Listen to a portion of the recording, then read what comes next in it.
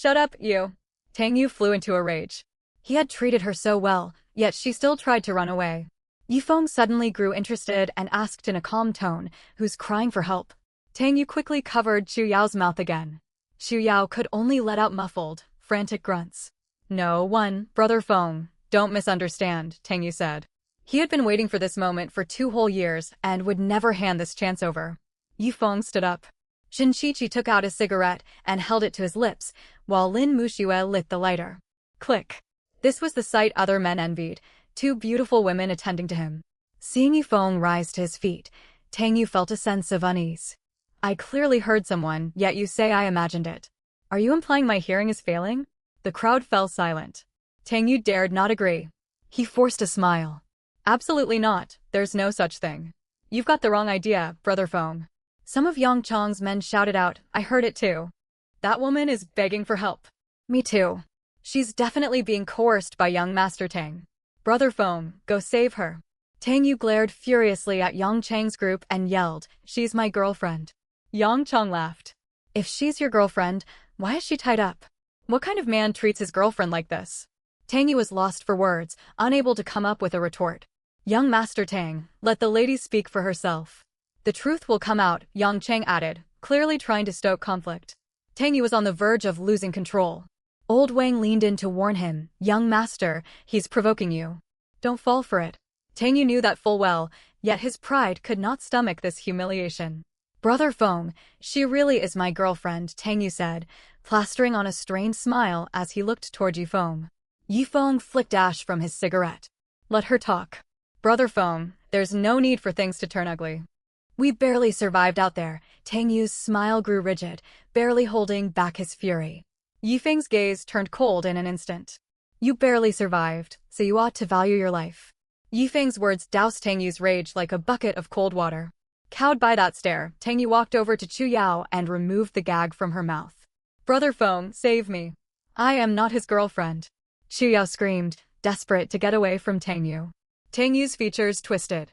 He had truly cared for her, yet now he burned with resentment. "Ungrateful wretch." People on Yang Chang's side murmured, further goading Tang Yu. Surprisingly, Tang Yu grew calm. Staring at her flawless face, bitter thoughts swirled through his mind. If he could not have her, no one else would. "Young Master Tang, take off her mask. If she isn't your girlfriend, what are you hiding?" Tang Yu slowly pulled the mask from Chu Yao's face. A breathtakingly beautiful countenance was revealed. Chu Yao. Wow. It's the big-name celebrity Chu Yao. Young Master Tang really hit the jackpot. Surviving the apocalypse with a famous star by your side, almost like a honeymoon. Yang Chang's men exclaimed in shock, though Tang Yu's own group had already known her identity. Yifeng gave her a quick appraisal. She was indeed striking. He had watched one of her movies during the New Year holidays. Shin Qiqi and Lin Muxue exchanged a glance. For all their petty disagreements, they knew they needed to stand united in critical moments. Xu Yao looked at Yifeng with pitiful, pleading eyes. Right now, he was her only hope. Yifeng spoke firmly, "I detest men who bully women." Shin Qiqi and Lin Muxue exchanged an amused look. Though Yifeng disliked bullying, he could be harsh when needed. Xu Yao's heart lifted. Surely he would not treat her the way Tang Yu had. Shin Qiqi privately thought that Yifeng was capable of things Tang Yu would never dare attempt. "But I also detest ungrateful women," Yifeng suddenly added. Tang Yu jumped at the opening. "Brother Feng, that is exactly what she is. Do not save her. She turns on people the moment it suits her." "Tang Yu. You lie. Brother Feng, I am not like that." Xu Yao cried out. "I cannot tell whether you are or not. But why should I save you? I have no shortage of women, least of all beautiful ones like you." Tang Yu secretly rejoiced. "Xu Yao, only I treasured you and still you refuse to appreciate it. Now you have brought this embarrassment upon yourself. I have never belonged to anyone else." These words brought complete silence over the crowd. Every pair of eyes turned toward Tang Yu, including Yifeng's. The unspoken question hung heavy. What was wrong with him, that he had never taken what was within his reach?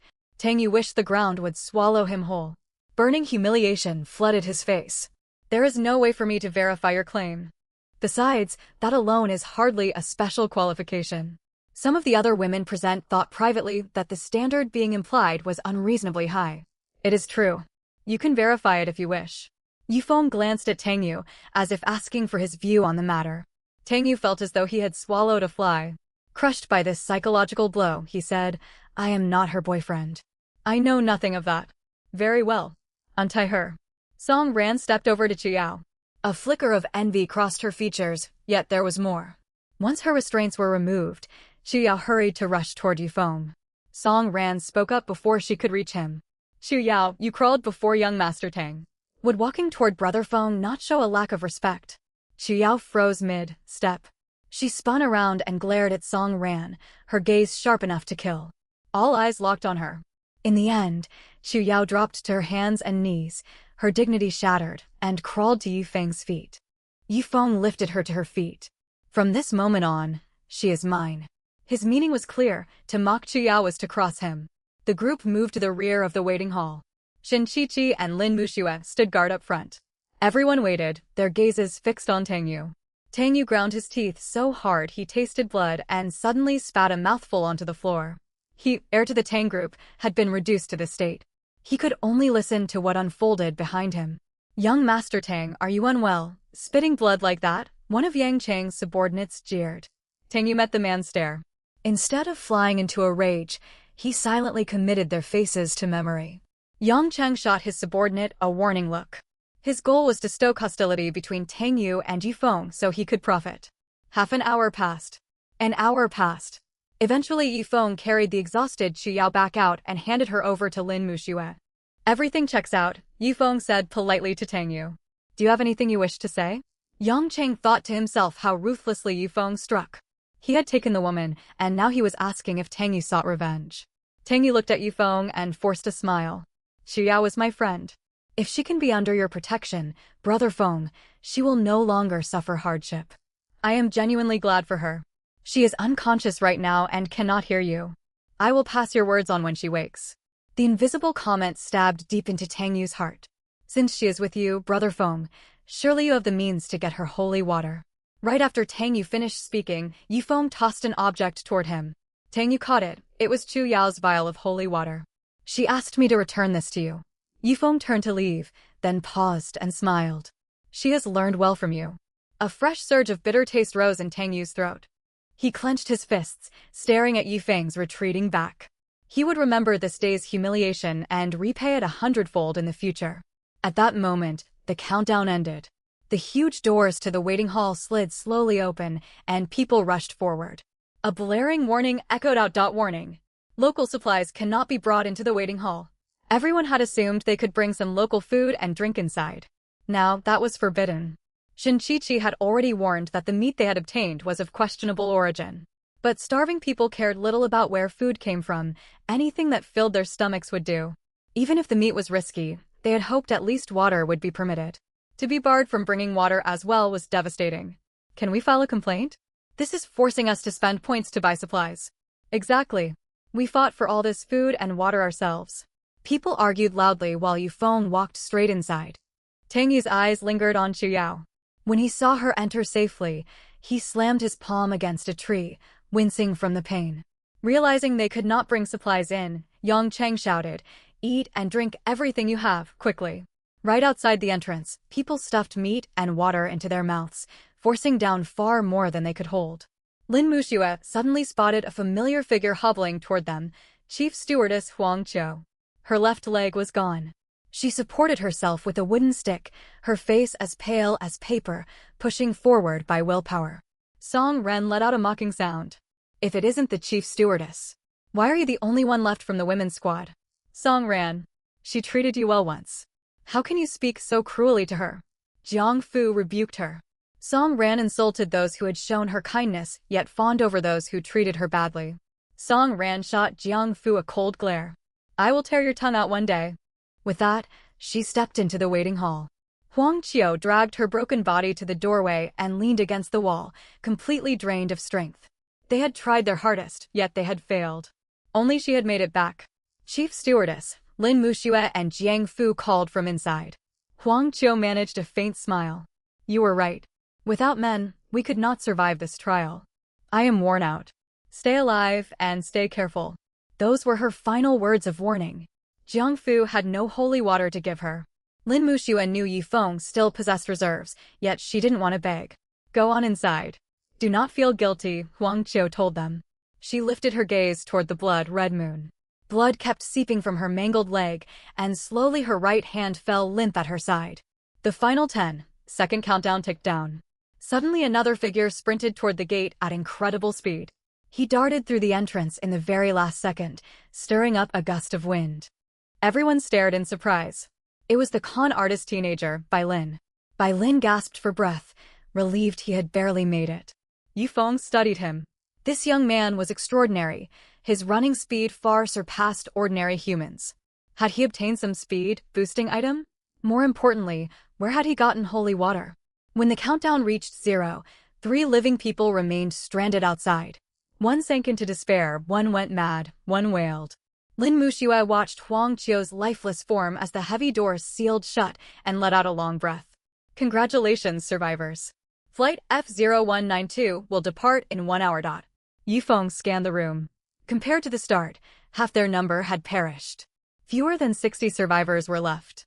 This world was brutally unforgiving. He found himself curious about what their next destination would be. No one else shared his anticipation. The rest only craved safety in the present moment. People watched Yifeng walk toward the vending machines. The sound of his point balance rising echoed across the hall. The noise stirred envy in every onlooker. They all dreamed of earning vast amounts of points. Yifeng did not exchange all his holy water, keeping some in reserve. His point balance now stood at 10,923. He had no intention of wasting points on killing unless provoked. Points would go toward supplies and weapons. Once Yifeng finished his transactions, Tang Yu and Yang Chang began converting their spoils into points. Tang Yu's faction earned over 500 points, while Yang Chang's group gained 300. Those totals seemed substantial, yet they needed to support their followers. Each person required at minimum bottled water and instant noodles, costing 7 points per person. Yang Chang led 30 people. Feeding them one meal alone cost 210 points. Tang Yu's 20-odd followers could only survive on 500 points for 3 meals. Neither group could afford luxuries like alcohol or cigarettes, except Yifeng. He smoked fine cigarettes, with 3 striking women close at hand, drawing envy from everyone else. Bai Lin eyed Yifeng suspiciously. He wondered if Yifeng had wiped out Kant Town alone. Could one man accomplish such a feat? Or had his female companions helped him? Where had those weapons come from? Meanwhile, Chu Yao stared at a new mark etched on her lower abdomen. That is a mark of power, bestowed upon you by Brother Feng, Lin Muxue explained. Shin Qiqi frowned. Have you no manners? Thank Brother Feng at once. Thank you, Brother Feng, Chu Yao said hurriedly. Yifeng gave a short hum. He saw Shin Qiqi and Lin Muxue disciplining the new arrival and let them set the rules.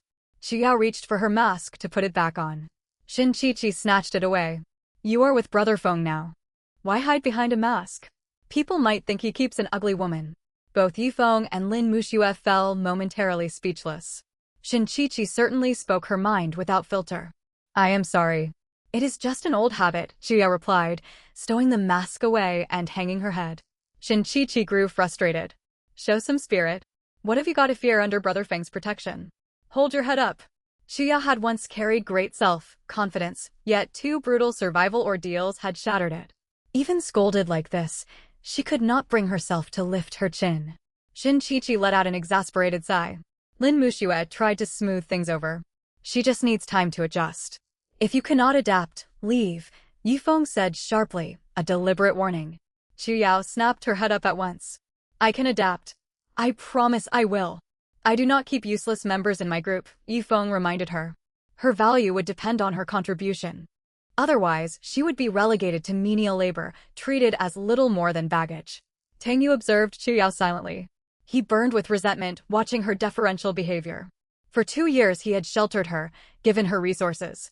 Her fame had not fallen from the sky. Even trapped in this deadly world, she had treated him coldly, yet before Yifeng she was compliant. Tang Yu laughed bitterly to himself. This woman could never be tamed. He regretted not forcing her into submission. The 1-hour wait in the waiting hall passed quietly. Survivors only discussed the next destination and mistakes. Soon the countdown finished. Boarding commenced. Tang Yu headed for business class seating, with Song Ran and the Li brothers following. But Yifeng halted in the aisle and fixed Tang Yu with a silent stare. Tang Yu understood the unspoken demand. This was too much. They had taken the woman. Now they wanted his seat. It is too crowded here. We will move to the back, Tang Yu gritted out and stood. Song Ran cast a jealous glance at Lin Muxue before following Tang Yu toward economy class.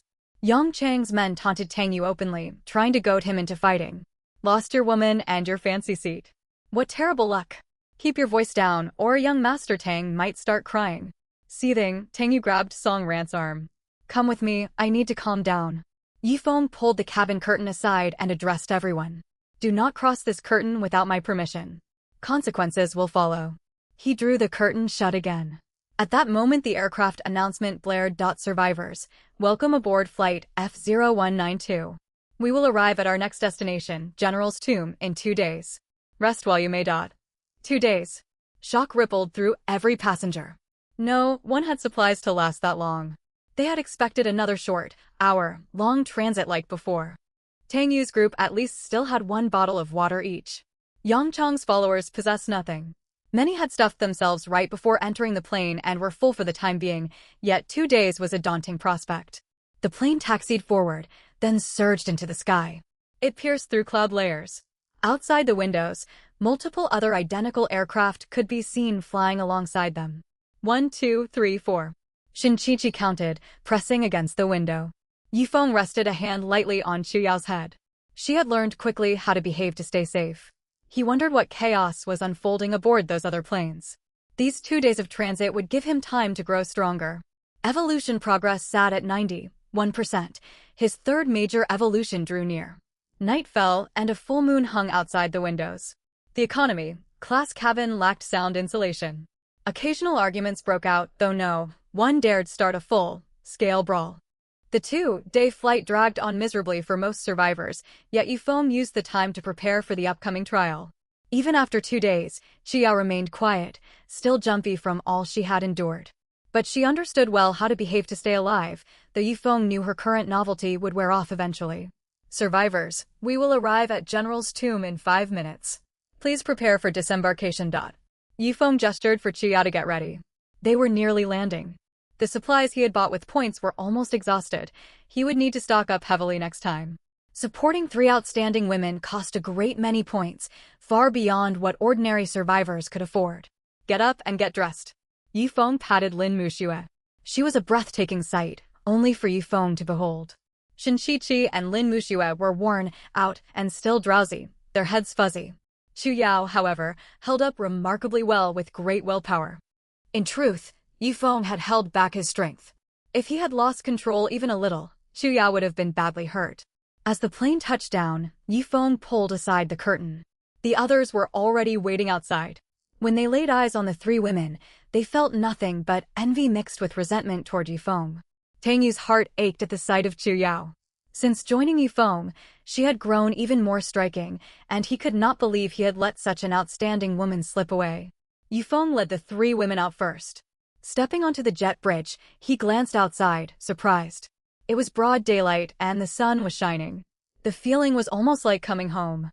It was not only Yifeng who felt this way. The others shared the same sentiment. Yet the moment they stepped into the waiting hall, they were pulled right back into the cruel survival game of the mission. The waiting hall was decorated in a local ancient style. The seats were made of bronze, and the vending machines took the shape of 4-legged mythical beasts. Before the mission announcement appeared, Yifeng went to stock up on food and drink, spending 500 points without a second thought. He also purchased gear. Gatling gun × 1 = 1,000 points, AK-47 × 3 = 1,500 points, Special 12.7, Gatling rounds × 100 = 2,000 points, 7.62, rifle rounds × 200 = 2,000 points. Points came fast and went fast. Ammo ate through a huge number of points. The large caliber rounds in particular cost 20 points apiece, an enormous expense. That single purchase drained 7,000 points. Thinking the Gatling ammo was insufficient, he bought another 100 rounds. Only 1923 points remained. He would have to earn plenty more points during this mission. Tang Yu and Yang Cheng also bought food. Their subordinates had gone 2 days without proper meals, so they spent every last point they had, leaving nothing for tribute points. Besides supplies for eating, they also picked up flashlights, rope, and other necessities. Mission issued: retrieve any personal item belonging to the general. Mission duration: 24 hours. Unlock the hidden tomb to earn 5,000 points. Vending machines now offer attribute point purchases. One attribute point costs 1,000 points. Attribute points can be viewed on your wristwatch. The waiting hall will close in 5 minutes. Anyone remaining inside will be executed. The sudden announcement drew gasps from the crowd. They could actually buy attribute points. People raised their wrists. Sure enough, an attributes tab had appeared on their watches. My attributes are all 0. Mine too. It looks like only purchased attributes count. But 1,000 points for 1 point is ridiculously expensive. Yifeng checked his own watch. All 4 of his attributes read 0. The system, granted bonuses, did not register here. Only bought points showed up. It really was overpriced. Buying attribute points from the vending machines was far less efficient than absorbing souls to improve himself. This mission was also unlike the previous 2. Everyone shared one single target.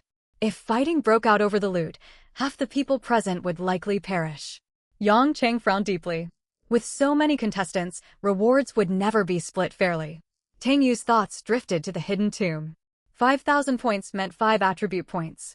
With that power, he might be able to kill Yifeng, win Qiao back, and claim the other 2 women as well. Yifeng knew the hidden tomb would be extremely dangerous.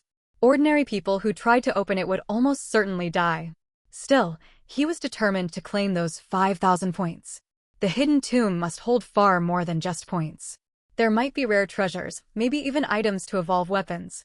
Move out. Tang Yu barked, putting on an imposing air. Yang Cheng followed close behind.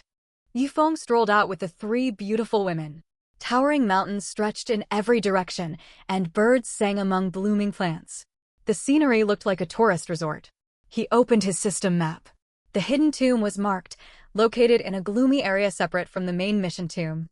2 fake tombs were placed as decoys. Without someone skilled in tomb raiding to guide them, nobody would ever find the real burial site. With only 24 hours given, even Yifeng felt time was tight, let alone the others. He suspected that anyone attempting to unlock the hidden tomb would have no time left to complete the main mission tomb objectives, at least for ordinary people traveling on foot. Unless they had made advanced preparations, but who could have known beforehand? The hidden tomb was clearly a trap, much like the boss objective from the last mission. Valuable mission items were still important, and Yifeng weighed his options in his mind. He had a plan: get both the mission loot and the hidden tomb rewards. Follow me. Yifeng set off down a narrow path, and the 3 women fell in behind him. The Lone Wolf by Lin headed in another direction, straight toward the hidden tomb. Once they were far enough away, Yifeng stopped at an abandoned adobe house. All 3 of you, stand in line. Shin Qiqi, Lin Muxue, and Qi Yao quickly lined up, almost at attention. I'm going after the hidden tomb. The 3 of you will retrieve the mission item. What? Shock washed over the 3 women. Without Yifeng nearby, they felt stripped of their sense of safety. Yifeng wanted to give them real, world combat training. More importantly, he wanted to observe how they would act without his direct oversight. Though the necromancer marks bound them, Yifeng remained cautious. He had been betrayed too many times before. Shin Qiqi spoke hurriedly. Feng Go, with our speed, couldn't we grab the mission item and then head for the hidden tomb? No, we don't have enough time. Yifeng lied. At their current speed, the round trip was feasible, and they could even investigate the 2 fake tombs with time to spare. His real plan was to clear the hidden tomb first, then circle back to check whether the women had secured the mission item.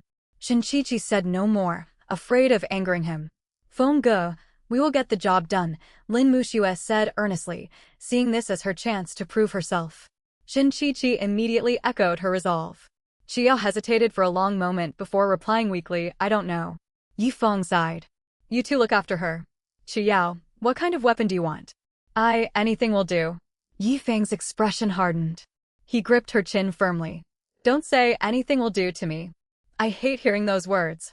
Frightened, Qiao stammered, I'd prefer a short, range weapon. Yifeng let go of her chin and fused a special weapon for her, a dagger that could extend into a long blade and further transform into a shield. He integrated an AK-47 into it as well. The dagger could now fire bullets. He upgraded Shin Qiqi's and Lin Muxue's weapons the same way, fusing their ammunition into the transformed gear. Next came his own equipment. He merged himself with the Gatling gun. His firepower was now devastating. He could mow down 500 wolves without breaking a sweat. He wished they could return to the Beast Forest stage, where he could farm wolf hides. Wolf pelts and similar materials were recognized by the system and could be traded at vending machines for points. So many opportunities to earn points existed, yet most contestants never realized it. Using his drawing skills, Yifeng sketched a rough map for the three women. They stared at the paper, deep in thought. Map. If they asked Yifeng for clarification, would he think they doubted his judgment? Would they fall out of favor? Xu Yao was simply stunned by the crude drawing. I once wanted to be a painter, Yifeng stated seriously, though he knew he lacked talent for it. Lin Muxue laughed. I get your style, Fengge. Abstract art. Xu Yao could not hold back a snort of laughter. Shen Qinqi shot Lin Muxue a look. She would heap praise on anything Yifeng did, no matter how bad it was. Yifeng grew slightly sheepish. This was the first time anyone had called his drawing abstract art. You all understand the map, right? No need for further reminders. No. Let's split up. Teach her how to survive out here. Shen Qinqi stood straight and saluted playfully. Yes, boss, Yifeng smiled, pinched her cheek, and walked out of the adobe house. He suspected Bai Lin was also racing for the hidden tomb. He needed to hurry. He could not let someone else claim the prize. What puzzled him was how the lone wolf knew the location. Did Bai Lin possess a map?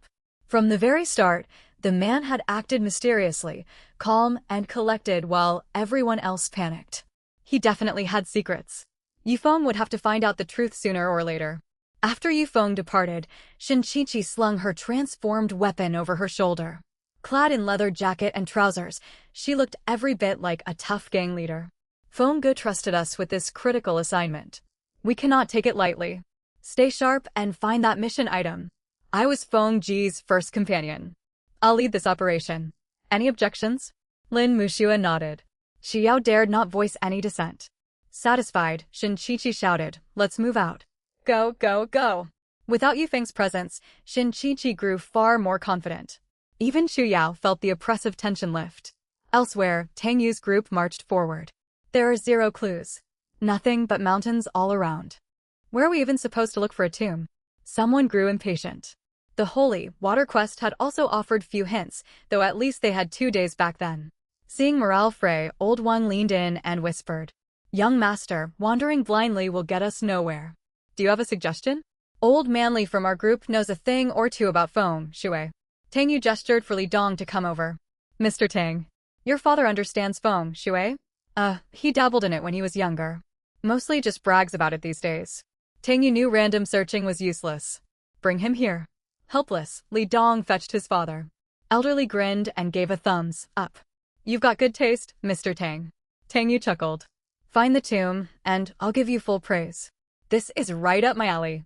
His 2 sons looked away, tired of hearing his boasting at home. Actually, I've been calculating since we stepped outside.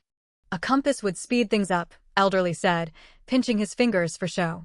Spit it out, Tang Yu snapped. Every passing second counted. Elderly stood with hands behind his back and recited, seeking dragons and dividing gold. Observe the winding hills. Each fold forms another gate. When 1,000 locked gates stand, a lord's tomb lies within. Mountains wind with curving waters. The burial site can be seen right here. The crowd was impressed by the chant. His sons knew he had memorized lines from Tomb, rating TV dramas. Look around you. These mountains layer like gateways. This is prime land for a general or noble's burial, Elderly explained. We just need to find a river that curves and embraces the land. That's where we will find our site. Tang Yu could not tell if it was genuine knowledge. Song Ran whispered beside him, Young Master Tang, we might as well try. Search for the river. Not far behind, Yang Chong's scouts watched the rival group. Seeing them follow a lead, one scout hurried back to report. Yang Chang had no leads of his own. None in his group knew anything about tomb hunting. Success depended entirely on luck. He would not let Tang Yu's group keep the clue to themselves. Send more men to tail them. Yes, sir. Soon, one of Tang Yu's subordinates spotted the river. Hope flared within Tang Yu's people. Had the old man's guess actually worked? Li Dong and his brother stared at their father. Pure luck, they thought. Elderly, where exactly is the grave now? Tang Yu's tone turned respectful. If the old man delivered, he would earn great merit. Elderly scanned the landscape. Where mountains halt and water gathers, vital energy remains undispersed. The onlookers wondered if the old man had real tomb raiding experience. The group walked further. "Stop!" Elderly shouted. Low foreground hills lie ahead, a main peak stands behind for support, and protective hills curve on both sides. This is the general seated in his tent formation. The burial spot should sit on the central axis of that mountain hollow. He pointed into the distance. Tang Yu gaped in shock. Song Ran was equally stunned. Even Li Dong and his brother were baffled. Their father was not just rambling. Elderly led them onward and halted beside a large tree. Spread out. He paced slowly across the ground, measuring the land step by step, as if reading secrets buried beneath the soil. His sons braced for embarrassment, certain he would be exposed as a fraud.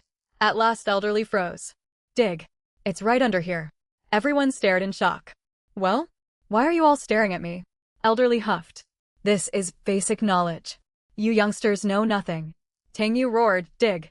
Use your hands, use weapons, use anything." "Young Master Tang, what are you digging for?" "Want some help?" A voice rang out. Young Chang and his men emerged from the side, smiling coldly. Tang Yu's followers raised their weapons, instantly on guard. Tension thickened in the air. "Mr. Yang, must you follow us like a stray dog?" Tang Yu sneered at his shameless rival. One of Yang Chang's men shouted back, "How dare you talk? You lost your own women to another man." The insult struck Tang Yu deep. He raised a large machete, ready to cut the man's tongue out. Yang Chang prevented open combat for the moment. "Young Master Tang, I mean no harm. The last stage was brutal, and this one will be worse. Let us cooperate and split the rewards fairly." Old Wang whispered to Tang Yu.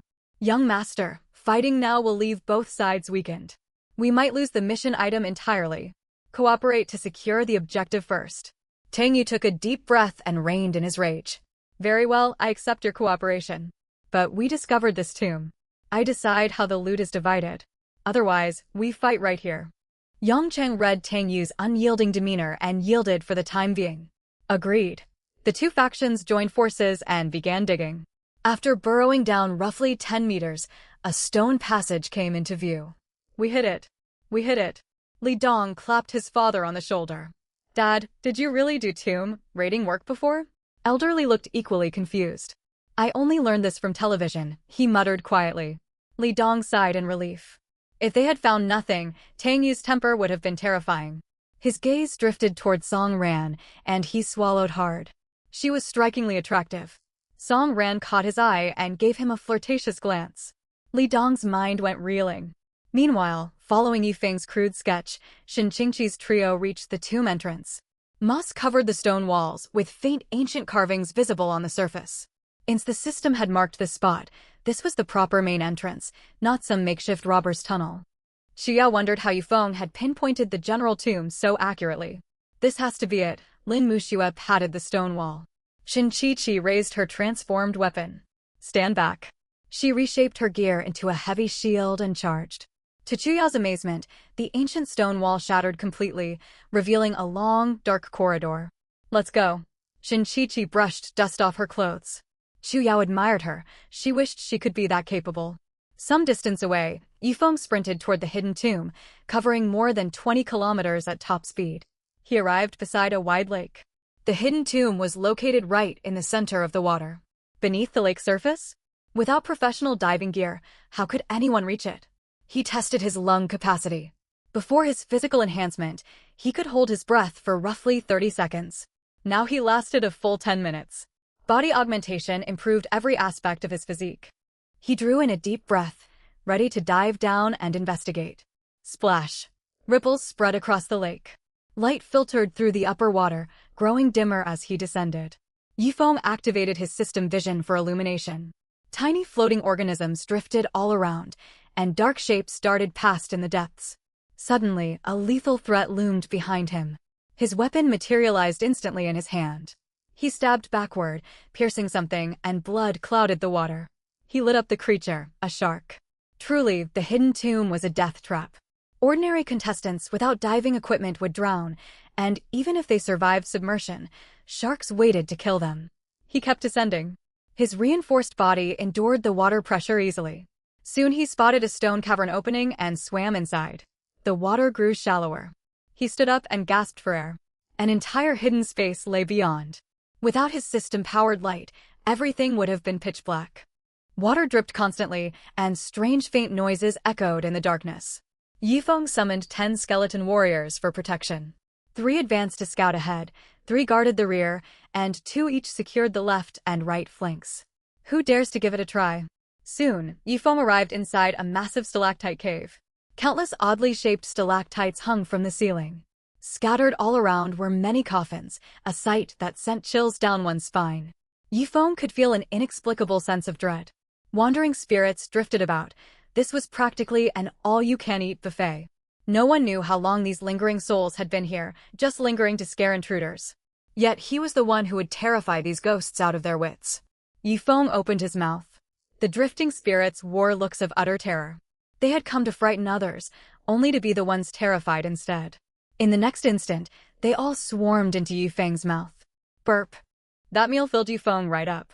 His evolution value shot straight to 100%. The third evolution began. Self-healing gene evolved cardiopulmonary function, evolved body gene no-skill evolution appeared, and Yifeng felt a little disappointed. Skill evolutions brought tremendous boosts. If his summoning ability had evolved again, he would have been able to summon more than just skeleton warriors. Staring at the 3 options, Yifeng immediately picked evolved cardiopulmonary function. On the surface it seemed unremarkable, yet Yifeng soon realized he had underestimated it. Evolved cardiopulmonary function was extremely powerful. According to its description, his lungs could filter airborne toxins. He could even breathe underwater, just like a fish. He had chosen it mainly to improve his survival capability. If the tomb collapsed, his enhanced lungs might let him swim his way out. The heart's evolution was no less impressive. During combat, his heart could withstand far greater blood circulation load, essentially a state of berserk. He had nearly picked self-healing instead. He would save that for next time. After evolution, 27% evolution value remained. His attributes had all improved. He opened his status panel. Name: Yifeng race, human undead body evolution count, 3 strength, 222 defense, 231 speed, 211 mental power, 155. Evolved genes: enhanced body gene, undead gene, evolved cardiopulmonary function skills, evolved undead summon, soul fire. He wondered how many points these evolution-gained attributes would translate to. With higher mental power, he could summon 2 additional skeleton warriors. He now commanded 12 in total. He pressed onward. The hidden tomb was not far away. Down by the lake, Bai Lin arrived. He tapped his wristwatch and a diving suit along with an oxygen tank materialized beside him. He suited up skillfully and sprayed some substance over his body. He dived into the water. Sharks kept their distance. Checking his watch constantly, he swam toward the hidden tomb. Meanwhile, Yifeng stood before the entrance of the hidden tomb, studying the mechanism on the stone gate. Yifeng hated solving puzzles. He had no patience for escape room-style riddles or werewolf-style reasoning. He preferred straightforward, brute force approaches, unless a system was around to do the thinking for him.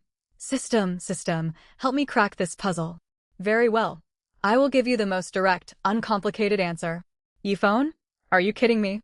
What lies before you is the main chamber stone gate of an ancient tomb engraved with innate 8 trigram patterns. A specific unlocking sequence must be completed to open the gate and reveal all the secrets sealed within. Puzzle rules. Stage 1. Trigram alignment unlock. The 8 trigrams correspond to parts of the human body. The eyes match the Li trigram, representing fire, sight, and observation, fitting its role of perceiving hidden truths. 2 pools of starlight gaze upon the mortal world, hearing trivial tales all around. Its element is bright fire, rooted in which innate trigram's position. Answer: the 3rd trigram in the innate 8 trigram sequence, the Li trigram. Stage 2. 8 trigram logical deduction. The tomb's riddle makes use of trigram interactions to filter genuine seekers and keep out casual intruders. Explanation: the Sun trigram stands for wind. Wind drifts and spreads, much like circulating rumors. It breaks stagnation and links the stillness of Gen and the idle talk of DUI. Yifeng felt like he half understood, half did not. Stop. Put it in plain words. Understood. I will give you the simplest, most direct instructions. Slide the left block downward, shift the top right block toward the top left, and move the bottom right block to the left. Yifeng nodded. See? That's much easier. Haha, I totally get how you feel. Yifeng. Following the system's directions, Yifeng shifted the trigram patterns on the gate. Clicks echoed from within as the mechanism engaged. Boom. The massive gate rumbled open, clouds of dust falling down. Congratulations, survivor. You have unlocked the hidden tomb. You gain 5,000 points. As this is your first unlock, you receive an additional 5,000 points. Yes, this was far easier than Kant Town. 10,000 points in one go, amazing. Just as Yifeng rejoiced, a hissing warning blared in his ears. Countless red dots swarmed toward him, countless in number. Celebrations had come too early. 12 skeleton warriors formed a tight protective circle around Yifeng. He drew his weapon and stayed alert. Soon he saw palm-sized beetles pouring out from the ground and ceiling, tomb beetles. There were staggering numbers of them. Those 10,000 points would not come for free. The skeleton warriors swung their blades, yet they could not cut down every beetle. Swarms crawled over their bodies. Lacking flesh and blood, the beetles could do them no harm. Yifeng swung his weapon, mowing down swarms at a time. His evolution value rose slowly. Silver Wolf King. Yifeng shouted under his breath. The Silver Wolf King leaped forth. One sweep of its tail crushed hordes of beetles. Bear Strike. Yifeng delivered a devastating blow, pulverizing hundreds of beetles in an instant. Yet more poured in to take their place. Suddenly he remembered his other skill, Soul Fire. A ball of flame appeared in his palm. It burned black, looking menacing. He slammed Soul Fire onto the ground. Black flames washed outward across the space. The aggressive tomb beetles stiffened, then froze completely. Soul Fire spread over every beetle. None moved anymore. The skeleton warriors shook themselves free. Beetles fell off their frames. The insects were not physically dead, yet they could not stir. Their souls had been burned away. What a waste. All those souls could have powered another evolution. He ordered the skeleton warriors to clear a path, then stepped into the main burial chamber. The chamber was not large but richly decorated. Carved stone guardian statues stood in its four corners. He searched thoroughly yet found no treasure, not even a single treasure chest. How could that be? He glanced at the central coffin and gave a respectful bow. I'll just take a quick look. Stepping to the coffin, he slowly lifted its lid. Inside lay a woman with fair, delicate features. Whoa, Yifeng blurted out. He never expected to find such a stunning figure inside a coffin. Since arriving in this survival world, strange encounters kept cropping up. The ancient beauty looked as if she were merely asleep. He reached out and touched her skin, cold and rigid. At that moment, noises came from the ceiling. Crossbows loosed volleys of poison-tipped bolts. The four cornerstone statues had come alive and charged straight at Yifeng. Before they could close in, the skeleton warriors hacked them apart, shattering the stone constructs. The arrow shower subsided. Yifeng stowed his shield. This place was truly eerie. He thought of the other coffins he had passed. Were those all burial sacrifices? This was a general's tomb. Could this be the general's wife? Observing the woman closely, he spotted something inside her mouth. He pried open her jaws and pulled out a white pearl. The moment the pearl left her body decayed rapidly until only bones remained. No matter how beautiful in life, all returned to dust in the end. He held up the pearl and asked the system to identify it. Green grade, face-preserving pearl. Prevents corpses from decomposing. Not an evolution material. He stored it in his spatial pouch. It might prove useful someday. He searched the coffin again and found nothing else. It seemed the hidden tomb only rewarded those 10,000 points. All of a sudden, he sensed someone approaching. Most likely that lone competitor. He quickly concealed himself. Bai Lin had made his way through the stalactite cave. He had heard tales of how terrifying this place was, yet so far he had felt nothing out of the ordinary. Rumors must have been exaggerated. Then he saw the sight that sent chills through him, countless motionless tomb beetles. Cold sweat broke out across his back. This hidden tomb was truly deadly. Why were all these beetles completely still? He picked one up. It was still warm, not dead. How was this possible? When he saw the wide-open tomb gate, his face paled. Had someone beaten him to the loot again? Ignoring the strange beetles, he sprinted into the main chamber and hurried to the central coffin. He threw its lid wide open. Bai Lin recoiled in shock. Inside the coffin sat Yifeng. Yifeng sat up, holding the woman's skeletal remains gently in his arms. He turned the skull slightly and looked toward Bai Lin. I've been waiting for you. A wave of dread washed over Bai Lin. Had Yifeng neutralized all those tomb beetles outside? Quit looking so shocked. Just who exactly are you? Yifeng climbed out of the coffin and carefully set the bones back in place. Bai Lin forced a smile. Come on, you know why I'm here. We're all here earning points. We are not brothers. If you keep holding back, I'll summon my skeleton allies to subdue you. Yifeng. Don't think I won't fight you. Bai Lin roared. He pulled out a tiger-shaped seal. Watch a real artifact, not those useless white bone constructs of yours. Green light radiated from the activated seal. Tiger, come forth. A roar echoed. A white tiger materialized. Kill him, Bai Lin commanded. The tiger looked tiny, almost like a cub next to the Silver Wolf King. Silver Wolf King. Yifeng called. A mighty howl shook the chamber. The Silver Wolf King's kingly aura rolled outward. The newly summoned tiger, once imposing, trembled like a frightened kitten. One bite tore the tiger clean in two. The tiger seal in Bai Lin's hand shattered. Bai Lin's heart ached. That had been a rare summoning artifact. Even more shocking was seeing the Silver Wolf King from the Beast Woods. You recognize him. Don't think you can intimidate me with a summoned beast. Bai Lin shouted, drawing a green-grade, double-bladed weapon. This competitor possessed quite a number of high-grade artifacts. He clearly had an unusual background. I am underestimating you. Yifeng raised a hand. Another skeleton warrior manifested. Bai Lin's eyes widened. You wield undead summon. Did you obtain that power in Kant Town? Did you massacre the whole town? Sharp of you to deduce that just from one skill. Did you also claim the treasures here? Yes. Then I will take them by force. Bai Lin leaped high, aiming to strike Yifeng down. But the skeleton warrior moved faster, its blade appearing right behind him. Bai Lin was stunned. How could a skeleton move so swiftly? He had thought skeletons only had high defense. You cannot even handle one of my summons. What makes you think you can rob me? Yifeng leaned casually against a wall, lighting a cigarette and watching with amusement. Bai Lin seethed. This opponent was far harder to defeat than expected. He pulled out his last resort. Thunder Cannon. He hefted a cannon-like device covered in thunder runes, yet another green-grade artifact. As he activated it, particles swirled around the barrel and lightning crackled over its surface. Perish!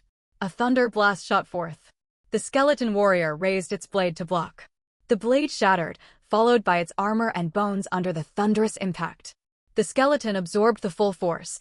Not a tingle reached Yifeng. Without your skeleton guardians, you're nothing. Bai Lin yelled. Yifeng flexed his fingers. The skeleton reassembled itself from the ground.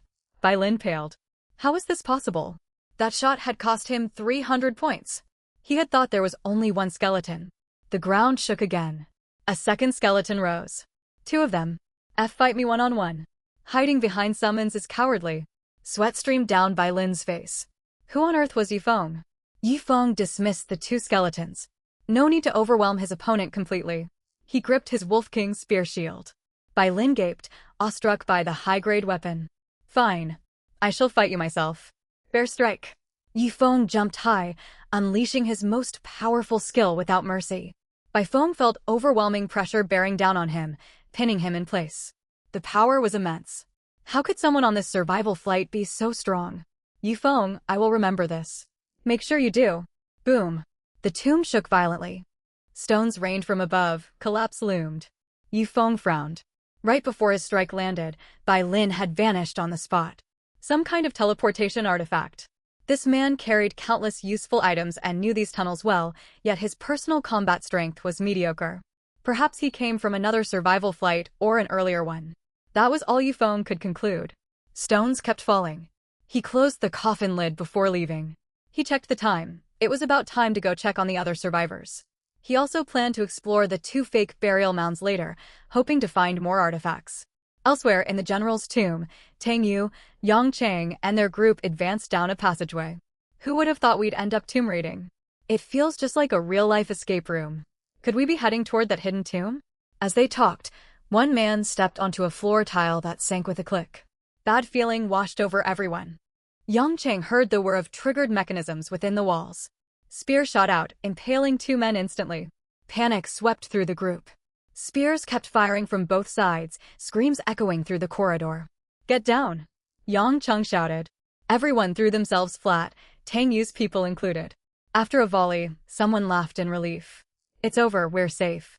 Right then, a spear dropped from the ceiling and pierced straight through his skull. Danger came from every direction. They had no choice but to run. By the end of that 100-meter passage, more than 20 bodies littered the ground. 2 others dragged themselves along with pierced legs. Yang Chang and Tang Yu stared at the carnage.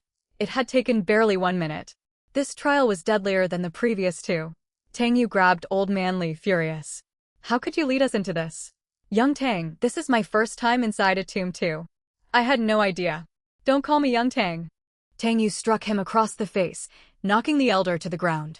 Li Dong and Li Nan hurried over and begged for their father. Tang Yu was furious. More than half of his 10 plus companions had perished. Yang Chang already had greater numbers, now the gap widened even further. Master Tang, this tomb is full of peril. If we hope to retrieve the mission relic and escape, we truly need to cooperate, Yang Chang said seriously. Tang Yu had no other option and nodded in agreement. Dozens of meters below that passage lay the main tunnel. Shin Chi, Lin Muxue and Chu Yao faced a relentless arrow shower with almost nowhere to hide. Shin Chi and Lin Muxue had high defense stats. They could shrug off ordinary arrows even without shields, though they held shields for appearance's sake. Chu Yao fared far worse.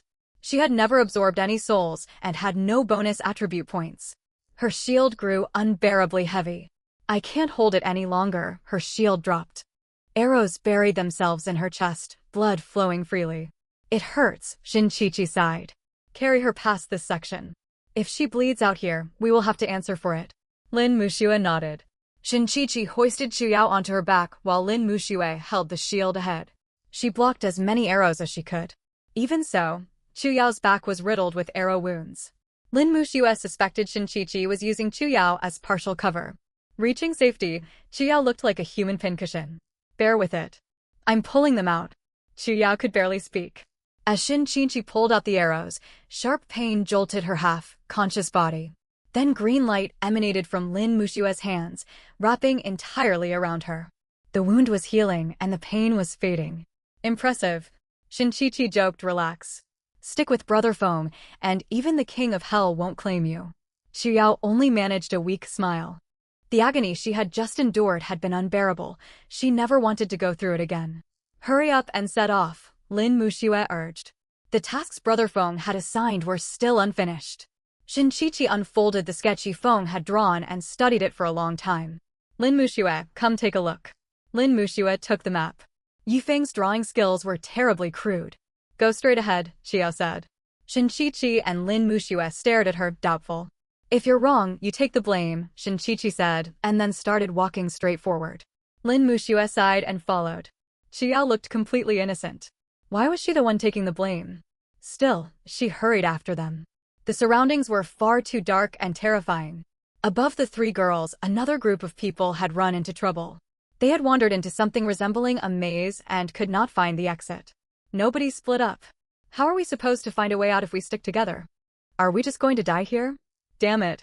A dark shadow just darted overhead. Quit trying to scare us. Tang Yu was gripping Song Ran's hand so tightly it hurt. This was not affection. If danger struck, he planned to shove Song Ran out as a decoy.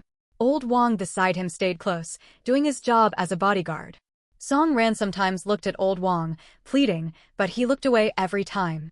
It filled Song Ran with anger. That man had turned his back on her. A scream suddenly rang out. One person was hoisted up and vanished into the heights. What was that thing? I have no idea. Find the exit fast. We're going to die. Everyone panicked. Fear of the unseen was the most dreadful kind. No one cared about hierarchy anymore. Whoever found the exit was the one in charge. At that moment, something clung to old Li's back, and a powerful force dragged him upward. Dad! Li Dong shouted and grabbed his father's wrist. Li Nan rushed over to help hold on as well. Tang Yu shone his flashlight upward. Fear filled every pair of eyes. It was a giant spider, as large as a car. Help me, old Li screamed in terror. His son's strength was fading fast. In the next instant, he was pulled away. There's more. There's more than one. More giant spiders climbed above the group and shot strands of silk toward Tang Yu. Tang Yu's eyes widened. On instinct, he pulled Song Ran in front of himself as a shield. Song Ran stared at Tang Yu in disbelief. All she saw in his eyes was cold indifference. Something tugged hard at her back, and she was lifted off the ground. We found the exit. Yang Cheng shouted. Song Ran clutched Tang Yu's hand. Young Master Tang, save me. Tang Yu only wore a cold smirk. Seeing Tang Yu would not help her, Song Ran turned to Old Wang. Save me, but Old Wang said, Young Master, it is time to leave. Song Ran could not believe what she was hearing. She felt like a fool. She had thought she could manipulate these people, yet here she was. She glanced toward the Li brothers, but they would not even meet her gaze. Farewell, Tang Yu said, and wrenched his hand free. Song Ran was carried away, screaming. Song Ran never knew that Old Wang had reported everything to Tang Yu earlier. The look she had given him had told Tang Yu everything about her dealings with the Li brothers. Those two scoundrels had really crossed the line. Jiang Fu watched Song Ran get dragged off by the spider. She felt grim satisfaction. This was what she deserved. After escaping the maze, only more than 20 people remained in the party. Giant spiders were still hunting them down, and their numbers kept dwindling. Meanwhile, Shin Qingqi's group had also run into giant spiders. These things aren't even enough to whet my appetite, Shin Qingqi scoffed. She absorbed the spider souls. Chu Yao finally drew in her first taste of soul energy. A euphoric sensation rippled through her very being. It was like a starving person laying eyes on food, or a parched traveler finding water. Her soul trembled. Fight. We're not here to do all the work for you, Shin Qingqi gave Chu Yao a shove. A giant spider dropped down not far in front of Chu Yao. She jumped in fright. Seeing how terrified Chu Yao was stoked Shin Qingqi's anger. She slapped her hard across the face. Useless. One spider frightens you this badly? If Brother Feng's enemies saw you cowering, they would mock whoever he has on his side. She struck her again. Do you hear me? The two sharp slaps jolted Chu Yao back to her senses. She gripped her weapon tightly. Lin Muxue spoke coolly from the side. Perhaps Brother Feng never should have saved you. You ought to have stayed with that rich young master and endured whatever he dished out. Those words struck home. Chu Yao let out a cry and charged forward, swinging her weapon wildly. Even when her arm was pierced by the spider's fangs, she kept fighting until the giant spider was cut to pieces. She drew in its full soul essence. Shin Qingqi let out a dry laugh and gave Lin Muxue a thumbs up. That was one way to get results. Once she got past her initial fear, Chu Yao became their main fighter, clearing creatures ahead of them. Shin Qingqi and Lin Muxue followed, leisurely behind. She's really come alive, Shin Qingqi remarked. More like she's lost herself in killing, Lin Muxue replied. Back in Kantown, she had been much the same. Once she started, she could not stop. Any moving thing in sight needed to be destroyed. All the better. Brother Feng likes people who get things done. Lin Muxue smiled without answering. The three soon stepped inside the spider's nest. All the people who had been abducted earlier hung there, wrapped in silk. Old Li caught sight of them and called out weakly. Help me, please help me, whoa, there's someone alive. Shin Qingqi wandered closer. It was the old man who had tried to trip them back in the waiting hall. Old Li also recognized the women beside Yufeng. What a small world. Chu Yao, over here. Shin Qingqi ordered sharply. Chu Yao walked over with her weapon in hand. Her eyes held no warmth, only the intoxicating thrill of killing and consuming souls. Cut him down. Chu Yao swung her blade and hacked wildly. For the first time, she tasted a human soul. It drove her further into bloodlust. Without waiting for orders, she began cutting down everyone strung up in silk. Shin Qingqi swore under her breath. Outwardly soft and fragile, yet she killed without the slightest hesitation. She was even more ferocious than Shin Qingqi herself. Nearby, Lin Muxue spotted someone she knew. Song Ran. Muxue, save me. Song Ran had never expected to see Lin Muxue here. Lin Muxue stared at her former best friend, lost in thought. Song Ran caught sight of the blood-crazed Chu Yao and was seized with terror. She had mocked Chu Yao before. Surely Chu Yao would chop her to bits. When Lin Muxue did not respond, Song Ran tried appealing to their old bond. Do you remember how we met? A man was harassing you, and I drove him off. I even got disciplined for it. We went skiing together, ate hot pot, took photo, booth pictures, watched movies. We were best friends. I'm sorry for the things I said about you. I was just scared. I was afraid of offending Yifeng. Lin Muxue looked straight at Song Ran. What you said was actually true. Song Ran froze. I used our friendship to get close to Yifeng. I played the part of the loyal friend. Men fall for that act. Song Ran stared at Lin Muxue as though seeing a total stranger. No, you're lying. You would never be like this. Lin Muxue smiled faintly. Circumstances change people. After I killed those wolves, I understood one thing. Without a powerful protector, I will die. You gave me an excuse. It still took courage to do what I did. Then we are alike. You helped me, so introduce me to him. I want to join Brother Feng too, Song Ran begged pitifully, hoping for mercy. Lin Muxue looked on with disdain. Someone like you does not deserve that chance. You. Song Ran was stunned. She had never heard Lin Muxue speak so harshly. Only someone untainted can stand beside Brother Feng. I would not want to carry anything associated with you. Lin Muxue. You were heartless. Ungrateful. It finally dawned on Song Ran how thoroughly she had been used. Lin Muxue listened to the insults without the slightest flicker of anger. She kept her calm smile. Chu Yao. Chu Yao spun around and rushed over. At the sight of Song Ran, even her blood-drunk mind hesitated for a split second. Finish her. Chu Yao raised her blood-stained blade high. Song Ran's terrified screams echoed through the spider lair. Once it was over, the three headed deeper into the tomb. What was she shouting about you being ungrateful for? Shin Chi-Chi asked curiously. Lin Muxue sighed. She saw I was with Brother Feng and wanted me to get her in. When I refused, she started yelling insults. I see. She got what she deserved. Indeed. A faint smile tugged at Lin Muxue's lips. Shin Chi-Chi glanced at Chu Yao. Hey, what is wrong with her? She still looks out of it. Has she truly lost herself in killing? Chu Yao's gaze was hollow. She followed them mechanically, obeying every order given to her. Lin Muxue shook her head. She had experienced that brief fugue state once, though she had snapped out of it quickly. Is she going to end up mindless? Shin Chi-Chi studied Chu Yao. She tugged her ear and pried open her eyelids, but got no reaction. Lin Muxue said in a low voice, I will ask Brother Feng to send you back to young Master Tang. Chu Yao's vacant eyes snapped into focus at once. She grabbed Lin Muxue's arm. Don't. I will work hard. I will not slow you down. Shin Chi-Chi was astonished. What terrible trauma had been inflicted on her?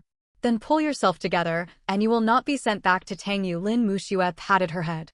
Only then did Chia relax. Yet once she returned to her senses, horrifying memories flooded her mind. I killed people, Shin Chi-Chi snorted. Stop being so weak. Either you kill, or you get killed. Do not burden yourself. Even if you had not done it, those people would have been eaten by the spiders anyway. Lin Muxue added. Her words helped somewhat. Elsewhere, only 17 people remained alive. 7 were with Tangyu, and 10 with Yang Chang. Among these 17 survivors, there were only 2 women, both in Yang Chang's group, and Jiang Fu was one of them. It seems the spiders are no longer chasing us. They looked back. The spiders were indeed gone. Everyone collapsed to the ground gasping for breath, their limbs trembling. All the women who could not keep up had been carried off. Tangyu had even deliberately wounded one girl, leaving her behind to draw the spiders away. Trust between every last survivor had crumbled completely. To stay alive, anyone would betray another without hesitation. More than 50 of us came down into this tomb. Now only 17 remain. The man with glasses took off his spectacles and let out a bitter laugh. Li Nan slammed his fist against the stone wall. This is not survival. This is a death trap. Traps at every turn, giant spiders everywhere. Guns cost far too many points. They are just sending us to die. Jiang Fu drank the last drop of water from her bottle and crumpled the plastic. The beast forest was meant for earning points. If everyone had cooperated back then, we could all be armed with guns. Nobody argued with her. Those still breathing were the ones who could think clearly. Their opening had gone wrong, and now every step was hell. Even that giant spider could have been defeated if they had fought together. Its sheer size had terrified them out of trying. Its silk was tough, but a single knife stroke could cut through it. They could have saved people, yet no one had dared try. We simply lacked teamwork, Yang Chang sighed. A deep gash ran down his arm. Tangyu let out a scornful laugh. What good is saying that now? 10 hours have already passed. We need to look out for one another if we want to get out alive, Yang Chang insisted. People as selfish as you will throw your own companions into danger. Oh? Have I been useless? Without me, you would still be wandering outside looking for this tomb. Tangyu, do not push your luck. One of Yang Chang's men drew his knife. Tangyu flew into a rage. What do you think you are going to do? Enough. Do you all want to die down here? Jiang Fu called out sharply. All these men could do was shout. None dared to strike the first blow. Yang Chang spoke at once. Our priority is finding the general's burial chamber. Otherwise, none of us are getting out. At those words, Tang Yu fell silent. Keep exploring deeper, Yang Chang said reluctantly. Their mission forced them onward, even toward certain death. Soon the group emerged through an opening into a massive cavern. Hundreds of similar tunnel mouths dotted its walls. Mark our path, Yang Chang warned. Otherwise, they would never find their way back. Li Nan spoke up. And when we head back, will we have to go past those spiders again? It was a grim question no one wanted to face. Is there no other route? Someone whispered. In the still cavern, every word carried. Tang Yu slapped the man hard. Do you take me for some god with X-ray vision? The man fell silent. Let us see where we are, Yang Chang suggested. They began examining their surroundings. Presently Jiang Fu shouted, I found a sarcophagus. Everyone hurried over. Stone steps led up to what looked like an altar. Have we reached the general's tomb? This sarcophagus must belong to him. Thank goodness. All I want is to get back onto that plane. Nothing has ever felt so safe. Relief spread through the crowd. Tang Yu and Yang Chang exchanged a glance. They needed to open it first. Working together, they slowly lifted the lid. Inside lay a skeleton clad in armor, with a longsword resting beside it, shimmering with faint green light. Rank, good quality. Yang Chang lunged forward to grab it, but a blade pressed against the back of his neck. Old Wang had moved. Tang Yu smirked and wrapped his hand around the sword. What a treasure. We finally got a powerful weapon. Ha ha, you can have the sword. Give me the armor, and we are even, Yang Chang offered. Tang Yu glanced at him sideways. No deal. You would turn on me after I helped you? Yang Chang's voice turned cold. So what? At once, men on both sides raised their weapons against each other. From out in the surrounding darkness, a long shadow darted swiftly past. What was that? Li Dong shone his flashlight in that direction, yet saw nothing. Strange scraping noises echoed. They all turned their lights toward the outer perimeter.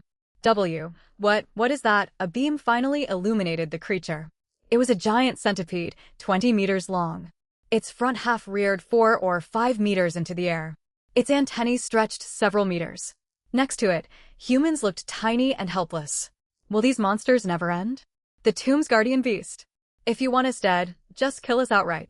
Stop this so-called survival game, people shouted in despair. They were only armed with small knives and axes. Those weapons would barely scratch it. Old Wang leaned in and whispered to his young master, Sir, I have grabbed 2 valuable items. We can leave now. Tang Yu gave him a thumbs up. Worth every penny his father had spent hiring him. Tang Yu, you cannot run away. Li Nan spotted them trying to slip off and shouted. The rest turned around. He really was trying to flee. Hatred for Tang Yu burned hot. If they were going to die here, Tang Yu would die first. The giant centipede let out a harsh cry and charged toward them. Spread out, Yang Chang yelled. Suddenly a figure burst out of the shadows.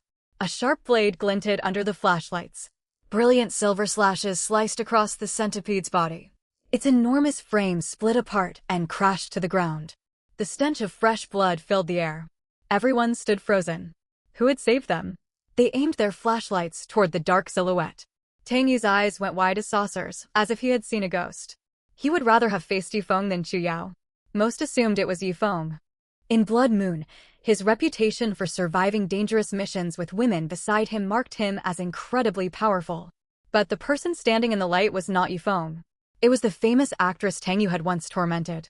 Not long ago, she had been crawling on the ground in defeat. Now she held a sharp blade and had slain this colossal centipede.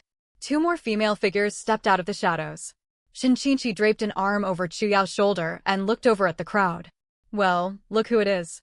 Your old boyfriend. Old Wang hissed to Tang Yu, young master, we must go. He grabbed Tang Yu and tried to make a run for it. Did we say you could leave? Lin Muxue called out sharply. The crowd shuddered. When Yifeng was around, these women had seemed docile and harmless. Without him, they were fierce and formidable. Old Wang paid Lin Muxue no mind and kept running with Tang Yu. Lin Muxue's eyes turned icy. Powerful force coiled in her slender legs, cracking the stone ground beneath her foot. She swung her massive axe down. Old Wang was an excellent bodyguard. He spun around instantly and raised his weapon to block. Yet he had gravely underestimated Lin Muxue's strength. His defensive weapon shattered like paper, and the blow cleaved through him completely. Souls were instantly drained away. No one dared to breathe a sound. This former stewardess was like a superhuman, leaping more than 10 meters into the air in a single bound. Did she buy stat boosts? Jiang Fu, in particular, was utterly shocked watching Lin Mushue's transformation. Back when they worked together, Lin Mushue had always been gentlemannered. Nothing like this brutal version of her now. In Yang Chang's eyes, Tang Yu's bodyguards had been extremely capable, yet one of them had been cleaved down with a single axe strike. Tang Yu stood nearby, gasping for breath. Warm, fresh blood splattered across his face. Old Wang was dead, just like that. Suddenly, Lin Mushue held out her hand. Hesitating for a moment, Tang Yu handed over the fine-grade longsword he was holding. Without the slightest courtesy, Lin Mushue grabbed Tang Yu and hurled him toward Chu Yao as if tossing out trash. Tang Yu crashed heavily onto the ground, feeling as though every bone in his body had been shattered. He slowly lifted his head. What met his eyes were fair, slender calves. He had never even gotten to touch them. "You've got quite the dramatic pose there, young Master Tang," Shen Qiqi chuckled. Freed from Yifeng's restraints, she was like a wild horse set loose, acting without inhibition, ready to strike down anyone she pleased. Tang Yu dropped to his knees with a strained smile. "This is a sliding meal. I hope the two ladies will take pity and spare my life." "That's for Yao Yao to decide," Shen Qiqi said playfully. Her slender fingers pinched Chu Yao's chin almost as if teasing a pet. Chu Yao wore a strange expression, her mind seeming to freeze. She had never expected Tang Yu to kneel before her. "Chu Yao, no, Miss Chu, please spare my worthless life for the times I helped you in the past." The onlookers murmured at the sight of the once arrogant Tang Yu brought so low. How cocky he had been, and how abject he was now. When Chu Yao said nothing, Tang Yu pressed on. "When your mother fell ill that year, I pulled strings to get top-tier specialists and made sure she received good care. Last year, your brother's business failed and he wound up drowning in debt." "Yeah." Tang Yu never finished his sentence. Chu Yao swung her long blade. An arm fell onto the ground. Shen Qiqi snorted with amusement and pinched Chu Yao's cheek. "What? Can't stand hearing the truth? Did that strike a nerve?" Tang Yu clutched his stump, blood seeping through his fingers. "Chu Yao, I've done so much for you. Even if I insulted you a few days ago, losing this arm should settle the score. Show some mercy." Tang Yu ground out through gritted teeth. But Chu Yao struck again, severing both of his hands. Screams echoed through the hollow chamber. Yang Chang and the others felt a chill run down their spines. This woman was ruthless.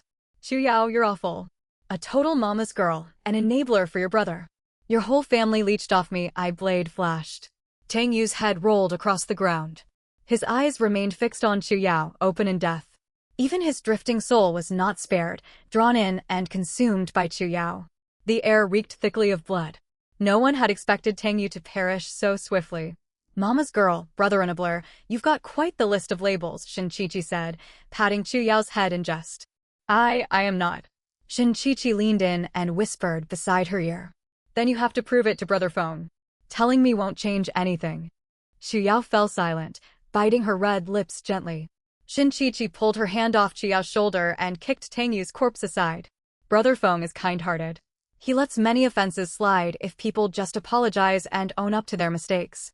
Her smile faded, her tone turning icy. "But I am nowhere near so forgiving." The Li brothers among the crowd shuddered. Yes, you. Step forward, all of you." 7 people, the Li brothers included, stumbled out, trembling. They feared they were all going to be killed. And Shen Qiqi fully intended to do exactly that. "You had quite a lot to shout back in the waiting hall that day." Pleading broke out at once. "Miss, I didn't say anything. It was the others. I would never dare insult Brother Feng. It was those 2 brothers." Li Dong barked out loud. "I said those things, and I own it. Did none of the rest of you join in? You can hurl insults but lack the courage to admit them." "Brother, hold your tongue," Li Nan muttered a warning. There was no point picking fights with these fools. Li Dong shot his brother a look. "You know nothing." He was building himself an image of unyielding resolve. Maybe that would earn him mercy. But Li Dong's hopes were misplaced. He was dealing with Shen Qiqi. Shen Qiqi hefted her weapon, literally hefted it. Her left hand pressed against the spine of the blade, her right gripped the hilt. Then she pulled the trigger. Bang, bang, bang. Flames jetted from the edge of the blade. No one could believe what they were seeing. Who would have guessed the sword could fire bullets? All 7 men were riddled with bullet holes and collapsed into pools of blood. The souls drifting free looked tempting. Shen Qiqi's eyes glowed faintly as she stared at her weapon. Damn, that felt incredible. The survivors stared at Shen Qiqi in utter terror. She looked every inch a madwoman. Truth be told, all three women struck fear into them. One man's nerves snapped completely. He screamed and turned to run. Lin Muxue leaped forward, her double battle axe swinging down. Silence fell. Jiang Fu barely recognized the terrifying Lin Muxue before her. She was nothing like the person she used to know. Lin Muxue, this weapon is so much fun, absolutely thrilling. Want to give it a try? Shin Chi-Chi called out. The others were terrified out of their wits. To her, fun meant ending people's lives. No, Lin Muxue replied softly. Yet her double battle axe, stained bright red with blood, made for a horrifying sight. 17 people had been alive originally. Only 7 remained. The 7 survivors watched Lin Muxue draw near. Her axe scraped against the ground, producing a sound that heralded death. Yang Cheng breathed in short, sharp gasps. His subordinates gripped their weapons tightly. If their boss gave the word, they would charge her. But Yang Cheng knew full well they stood no chance against a woman capable of leaping 10 meters high.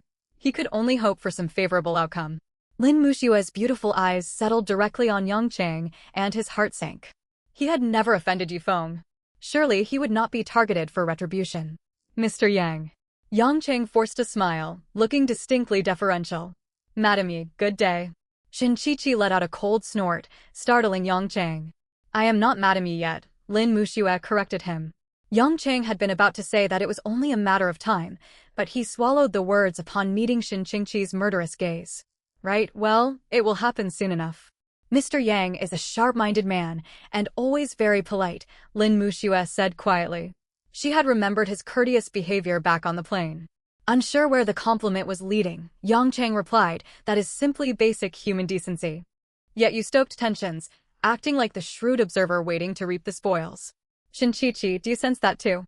Shin Chi-Chi caught on right away. Now that you mention it, I feel the same. A misunderstanding. There must be some misunderstanding. I never sought to fan the flames. Yang Cheng protested hastily. Your subordinates acted, and you did nothing to stop them. That counts as your approval. Yang Cheng's face twitched. It was true.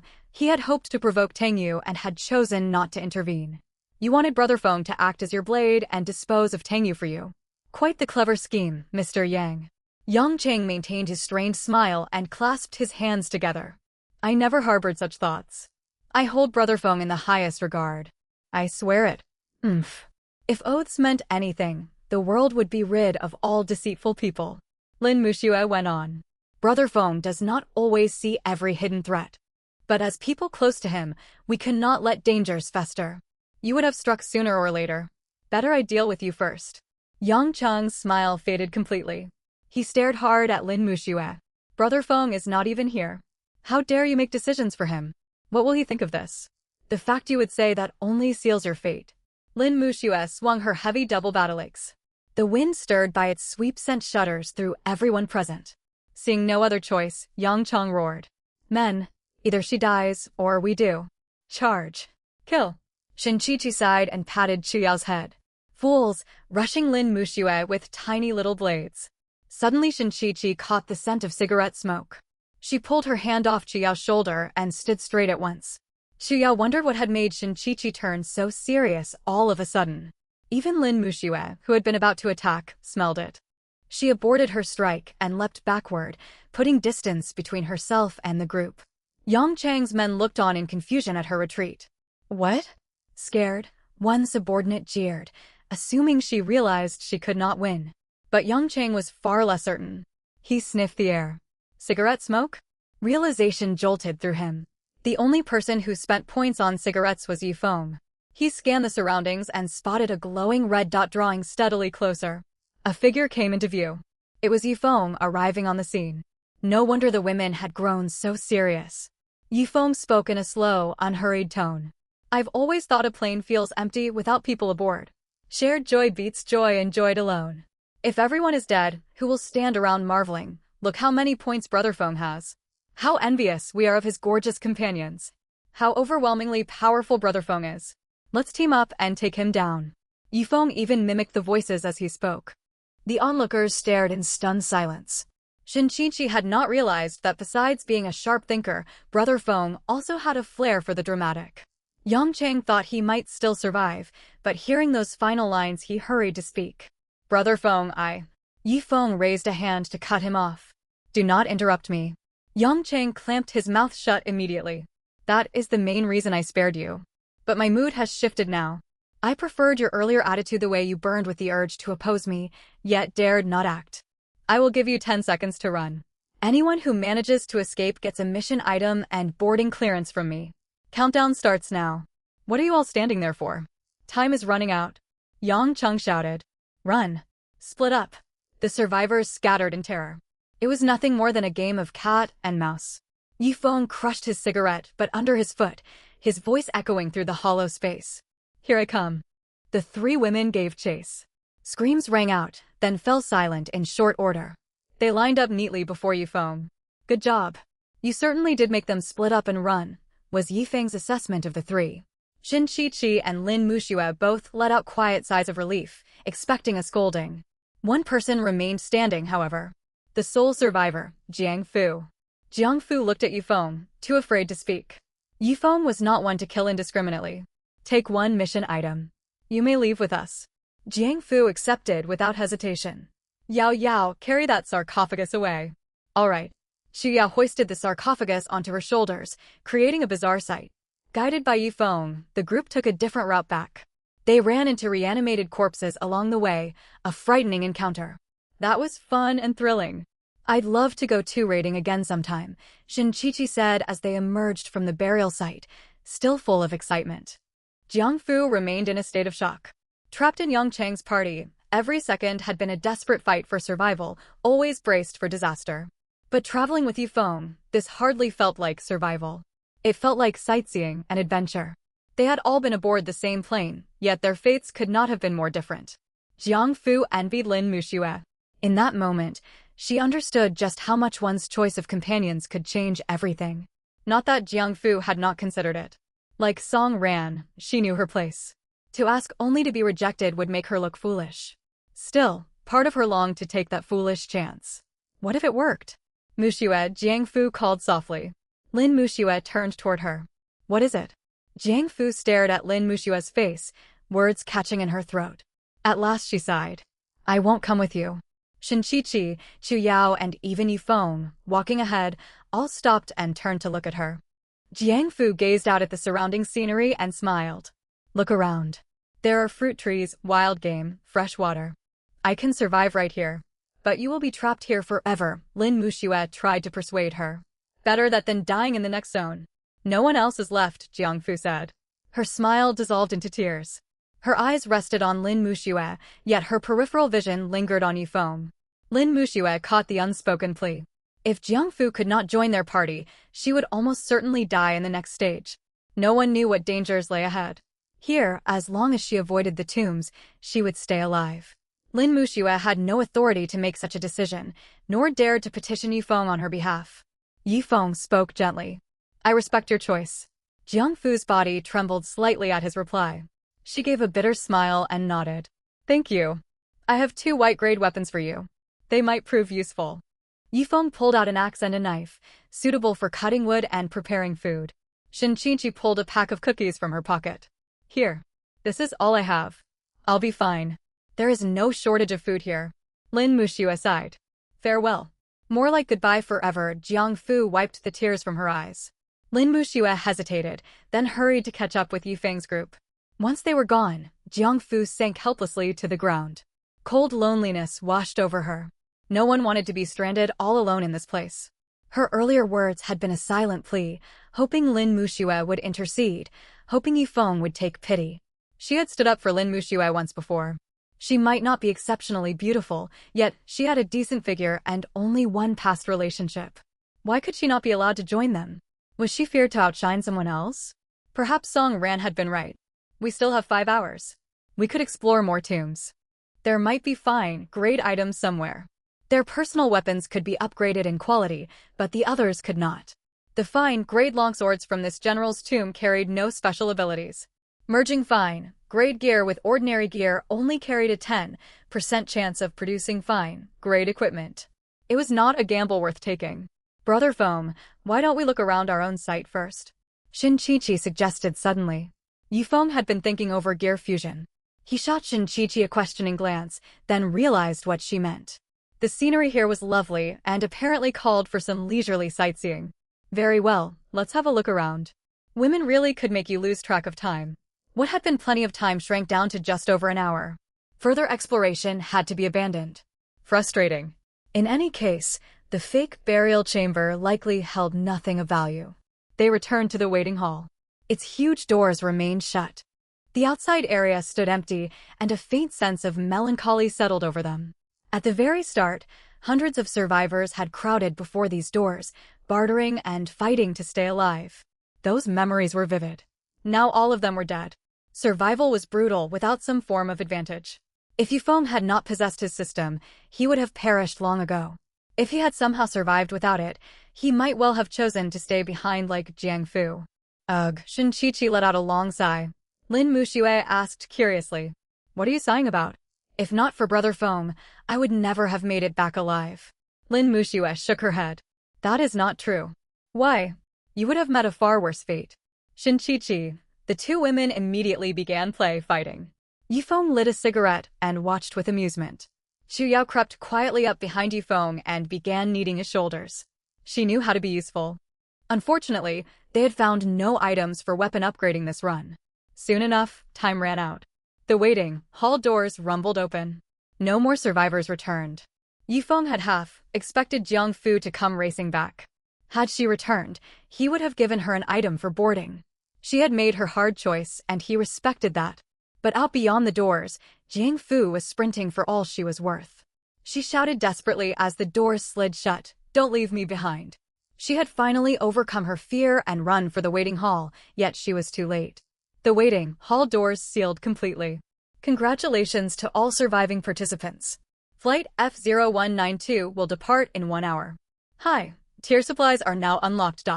The announcement echoed through the empty waiting hall. Yufeng converted all mission loot from this run into points, netting 5,713 points. Even bones counted toward the point total. That amount would have been enough for 200 people to board. Even splitting it 200 ways, each person would get more than 20 points, enough for instant noodles and bottled water. This challenge tested survival instincts as much as human nature.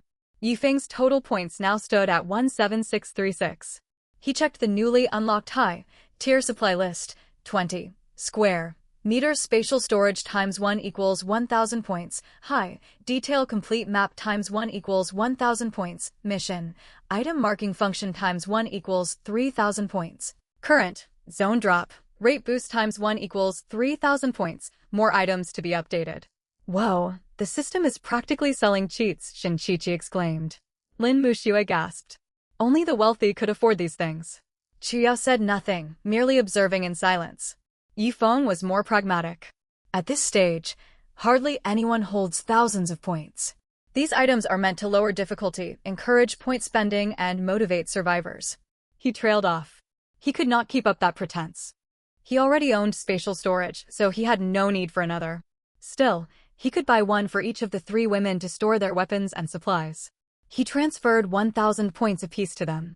It dawned on Yufeng that Bai Lin must have come from an earlier flight, which explained his spatial storage item.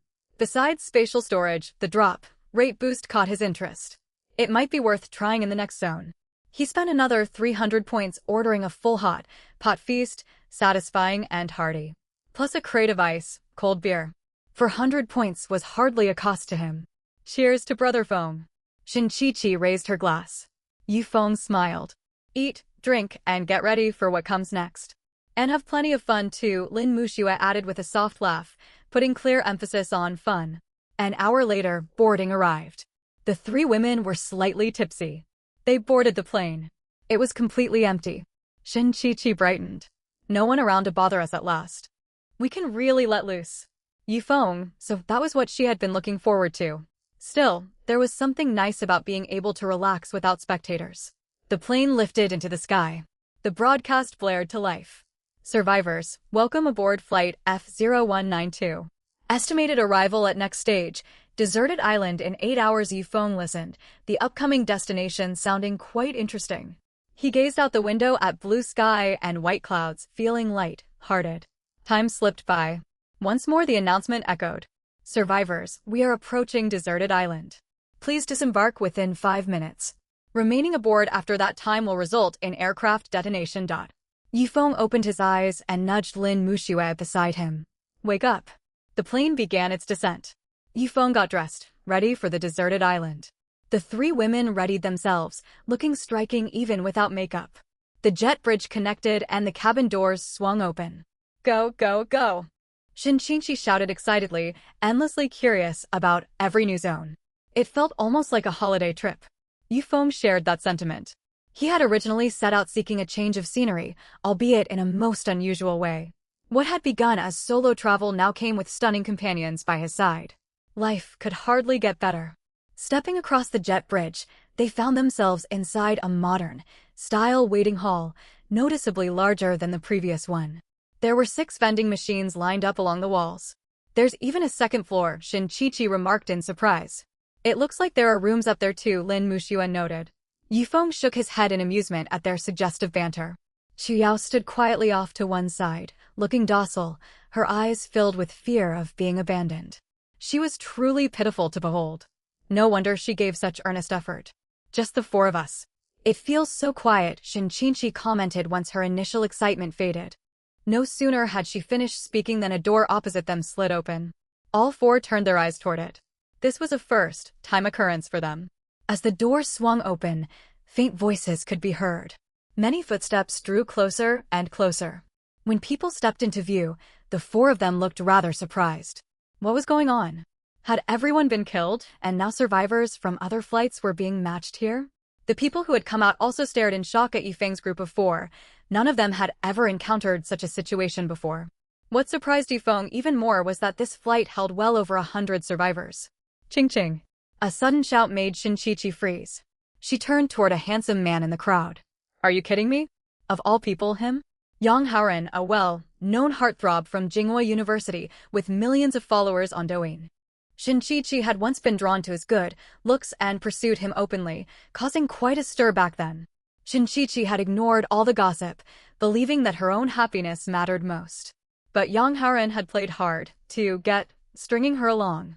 Shin Qingqi had showered him with money, gifting everything from a 50,000 yuan streaming setup to a 1,000,000 yuan Porsche. The experienced player Yang Haoren kept his stance, neither accepting nor rejecting her advances. Everything fell apart when Shin Qingqi caught him on a date with another woman. Furious, she had set off on this trip to clear her head. Realizing he had messed up, Yang Haoren had hurried onto the same plane after her. A beautiful, wealthy woman like her could let him skip decades of hard work. Before he could make any moves, the plane was pulled into this survival game. Now seeing Shin Qingqi standing right there, Yang Haoren was overjoyed. When he caught the look of loathing in her eyes, he felt reassured. He thought only someone who still cared would show such emotion. He was badly mistaken. That hatred burned with unbridled rage. Look over there. Isn't that Xu Yao? There's no isn't about it, that's definitely Xu Yao. She's stunning. Who's the man beside her? Could that be her boyfriend? That other woman is gorgeous too. Who is that guy? Why are there only 4 of them? 1 man and 3 women. Yifeng heard every word of those comments. The attention was oddly satisfying. Still, he was curious. This large group maintained a clear sense of order. At that moment, the crowd split apart, clearing a path down the middle. Before anyone came into sight, the sharp click of high-heeled shoes on stone echoed out. A woman in a black trench coat stepped forward. The thin wool skirt framed the lines of her calves. She halted, brushed a strand of hair back from her smooth pale forehead. Her features were sharp and well-defined. Long eyelashes framed eyes tilted upward at the corners, carrying an air of lazy confidence. Her full red lips were pressed firmly together. Simply standing there radiated overwhelming presence. Her dismissive, arrogant gaze intrigued Yifeng. Gu Anmei. He had not expected the leader of this entire flight to be a woman. It was not that the men fawned over her blindly, she held a gun. Gu Anmei sized up Yifeng, then the 3 women beside him. She had not anticipated encountering 3 women whose looks rivaled her own, one of them a major celebrity. Hey, is it just the 4 of you? Gu Anmei leaned casually against the railing. Yifeng liked her blunt tone. It reminded him of Shin Qingqi calling him a creep the first time they met. Everyone else is dead, Yifeng replied. A murmur of shock rippled through Gu Anmei's group. An entire flight reduced to only 4 survivors was unbelievable. Yifeng asked curiously, "How have you managed to keep so many people alive?" "That's none of your business. What was your flight number?" Lin Muxue inwardly marveled at her arrogance, already imagining the trouble that lay ahead for Guanmei. "Flight F0192. What about yours?" "You don't need to know." Guanmei shot him a cold sideways glance, looking at him as if he were trash. Her attitude was unbearably haughty. Yifeng grew interested. He would need to keep improving his physical attributes. For now he intended to focus on earning points. A man walked over to stand beside Guanmei. "We are flight F0195. They departed earlier than us," explained Deng Lide. He was one of Guanmei's admirers, a martial arts champion who owned a fighting gym. Guanmei came from an elite background, highly educated and pursued by many wealthy men. If Tang Yu had been present, he would have recognized her. He had once courted her and been rejected before setting his sights on Chu Yao. Ignoring Deng Lide, even more aloof than Chu Yao had been at first, Guanmei turned to address the whole crowd. "Mark my words. Without me, every single one of you would already be dead. Anyone who stirs up internal division will face my gun." No one dared speak. The facts spoke for themselves. Division had left one flight with 4 survivors. Unity had kept over 100 alive here. Yifeng spoke in a mock, sincere tone. "It warms my heart to see how united you all are. Just hope nothing comes along too." "Shut up. You have no right to speak here." Guanmei snapped. "So hostile," Yifeng said with a mocking smile. He longed to teach her a lesson right then, but wasting points would be foolish. He would settle scores later. Guanmei let out a cold laugh. "I was considering letting the 4 of you join us, but that idea is off the table now. Fend for yourselves. Seems we aren't welcome. Guess we'll stick to our own group." What a shame for them. Yifeng could not help but laugh at their little performance. "That was rather rude of you, young lady," said a man in a collared shirt, stepping forward. This was another of Guanmei's suitors, Wan Ke. At 35, he ran multiple listed companies and was regarded as a self-made success. Without these 2 devoted men backing her, Guanmei would never have held so much authority. "Oh look, the guard dog is defending its master." "How terrifying," Shin Qiqi said, putting on an exaggerated frightened act and hiding behind Yifeng. Lin Muxue joined in the mockery. "Your mistress was the one being rude first." Yifeng patted Shin Qiqi's head. "Don't be afraid. I'm here." He pulled out a chocolate bar and handed it to her. "Thanks, Feng Ji." She leaned in and gave him a quick peck on the cheek. Yifeng gave another piece to Chu Yao, who stood on tiptoes to kiss his cheek as well, followed by Lin Muxue. The sight of 3 beautiful women kissing his cheek stunned every onlooker. What kind of relationship did they have with him? Young Haoren, in particular, burned with resentment watching Shin Qiqi show affection for another man. Once upon a time, she would have gone anywhere with him if he had only given the word. How had everything changed? "I'll show you how it's done once," Yifeng said with an amused grin, and walked away with the 3 women. The scene left a deep impression on everyone watching, a stark demonstration of how resources could shift dynamics. Both Wan Ke and Deng Lide fell into deep thought. They had never considered possibilities like what they had just witnessed. Back in the Beast Woods, their group had stayed united, hunting wolves for points. At Blood Moon Station, though lives were lost, they had seized Kant Village and obtained holy water for everyone. At General's Tomb, dozens had perished, yet they had defeated the giant centipede. Still, Yifeng's way of handling things planted tempting new ideas in their minds. "Do not let him mislead you," Guanmei called out. "Unity is our only path to survival." Privately, however, her thoughts told a different story. If these people fell apart, she would lose her source of points and attribute upgrades. At that moment, the broadcast crackled to life. The current round, Deserted Island, is jointly undertaken by survivors of Flight F0192 and Flight F0195. Mission objective: survive for 30 days to board the evacuation aircraft. No weapons or supplies may be brought in, with the exception of medical supplies. A personal resource ranking has been activated. First place earns 1,000 points, with rewards descending down to 100 points for 10th place. Resources are recorded on survivor wristwatches. Free trade is permitted. Resources stored on another person's watch may be obtained by force.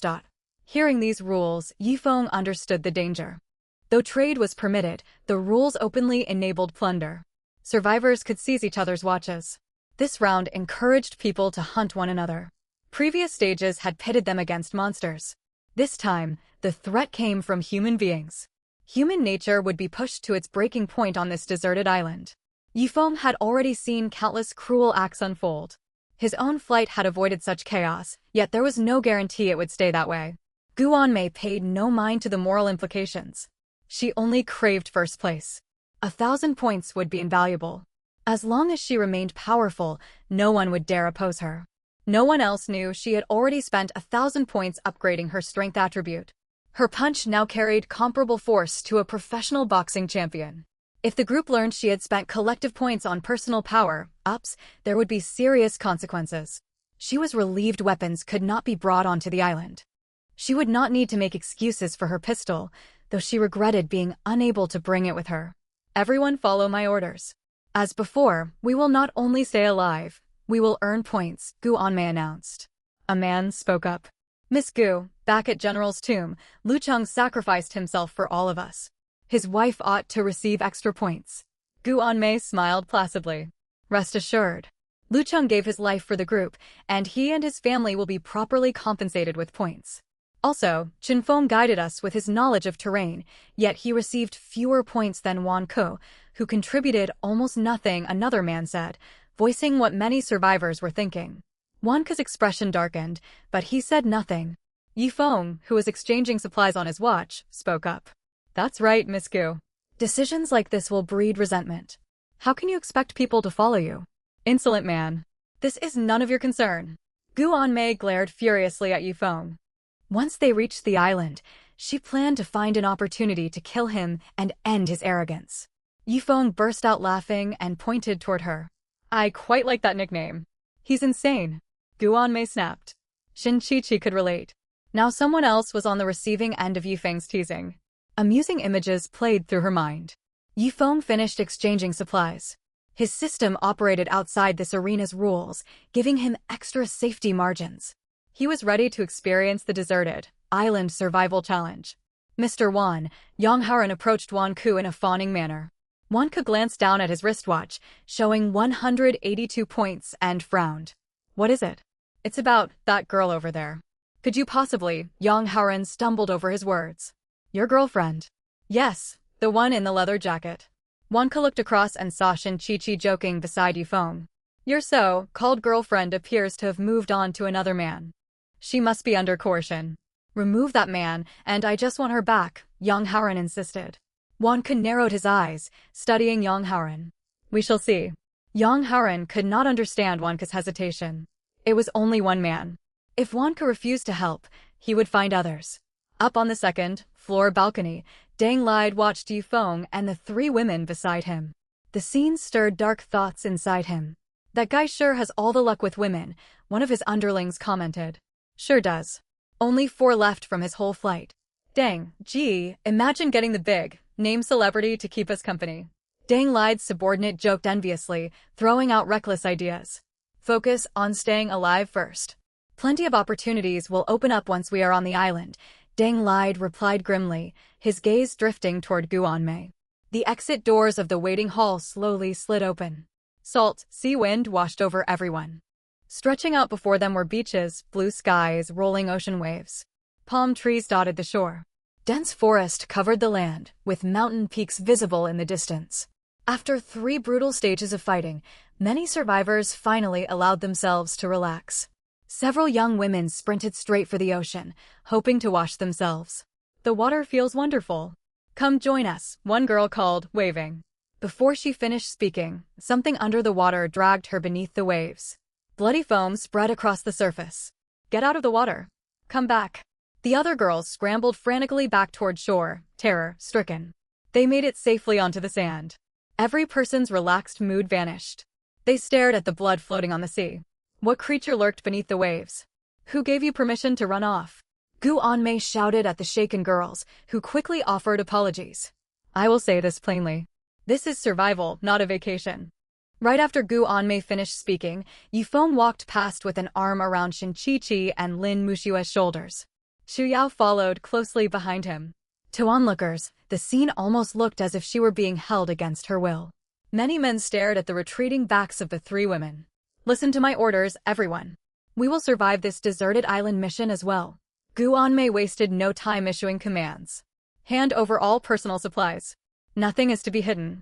I will distribute resources fairly based on each person's contribution. Discontent stirred among the crowd. Every survivor craved high points, even Wanko. Yifeng checked his system interface. The island was moderate in size. There were no monstrous boss-level creatures, yet wild boars, tigers, and leopards roamed the woods. Traveling alone through the forest carried real danger. Desert, island survival. What skills do you three have?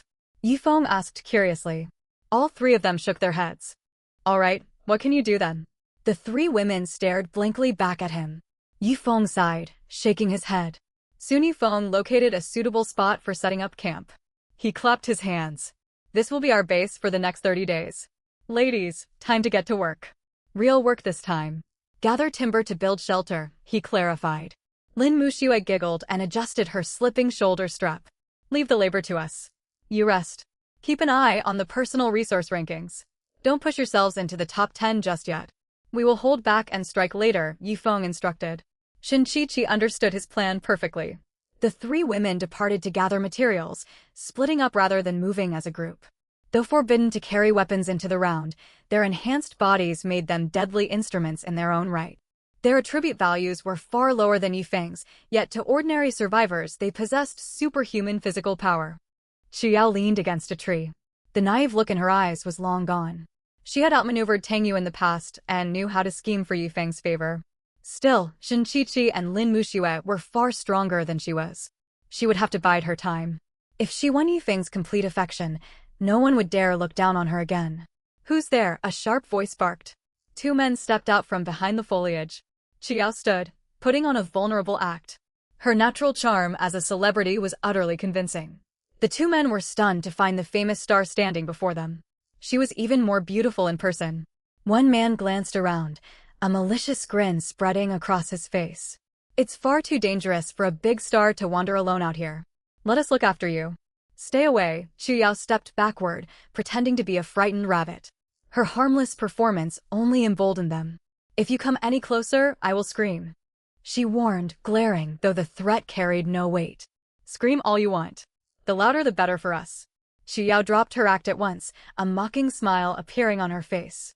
Truth be told, you two are getting me quite excited. In an instant she closed the distance. Her incredible speed left the man gaping in disbelief. One single punch. It did not send him flying, it pierced straight through his torso. The second man turned deathly pale. That could not be human. Help. Qiao let out a low laugh and tilted her head. Yes, scream exactly like that. She leaped forward, driving her fingers into his skull and squeezing. A gory burst. Two terrified souls drifted out. Qiao drew them into herself. She could feel her power growing slightly stronger. Yifeng's power mark was incredible. She longed to absorb the souls of every other survivor and raise her strength to a whole new level. Back at camp, Lin Muxue had snapped down numerous trees with her bare hands. Shin-Chi-Chi dragged over piles of tough vines. Where has Qiao got to? Slacking off again, Shin-Chi-Chi grumbled, hauling a tree trunk more than 10 meters long over her shoulder. Lin Muxue sat weaving vines together to strengthen their bindings. Probably out searching for food. Shin-Chi-Chi tossed the heavy trunk onto the ground and dusted off her hands. I'm going to give her a piece of my mind. Have you always had issues with her? Yifeng asked, chewing on a leaf and leaning against a rock. Ever since Qiao joined their group, Shin-Chi-Chi had constantly challenged her, while Qiao never dared answer back, always playing the victim. She's nothing but an act, always playing pitiful. Tang Yu said she was obsessed with spoiling her brother and obeying every demand of her father, Shin-Chi-Chi said dismissively. Tang Yu was dying when he said that. Might have been lies, Lin Muxue countered. He struck a nerve, though. She chopped his hand off to stop him spilling more secrets, Shin-Chi-Chi insisted. She always spoke her mind openly, never putting on a false front. At that moment Qiao returned, dragging a full-grown wild boar behind her. She had overheard their conversation and wore a hurt-looking expression. Shin-Chi-Chi had not expected her private complaints to be heard. Most people would feel embarrassed. That was never Shin-Chi-Chi's style. Look at that. Putting on that sad face again, Shin-Chi-Chi snapped, irritated. Lin Muxue shook her head, unconcerned with whether Qiao was acting or not. Survival was all that truly mattered. Scolded, Chu Yao hung her head even lower. Her performance was so convincing even Yifeng was impressed. Enough, Yifeng intervened. Whether genuine or an act, her wounded expression was remarkably well done, fitting for a celebrity. Shin Qiqi huffed. She wondered how long Chu Yao could keep up the charade. Yifeng turned toward Chu Yao. Tang, you claimed you spoil your brother and obey your father blindly. Is any of that true? He was lying. I am not like that, Chu Yao replied. Yifeng stroked her head and leaned closer. Very well. Prove it to me when the chance comes. Chu Yao's heart raced. Shin Qiqi snickered, eager to see how she would wriggle out of this. I will, Feng Ji. Then Chia looked toward Shin Qiqi. Sister, don't you know one of the boys from the other flight? Are you picking a fight? Shin Qiqi stormed forward, ready to confront her. Lin Muxue watched the drama unfold, amused that Chu Yao, actually several years older, would call her sister. Chu Yao darted behind Yifeng for cover, and the two women circled around him. Think you're tough? Don't move. I'm not stupid.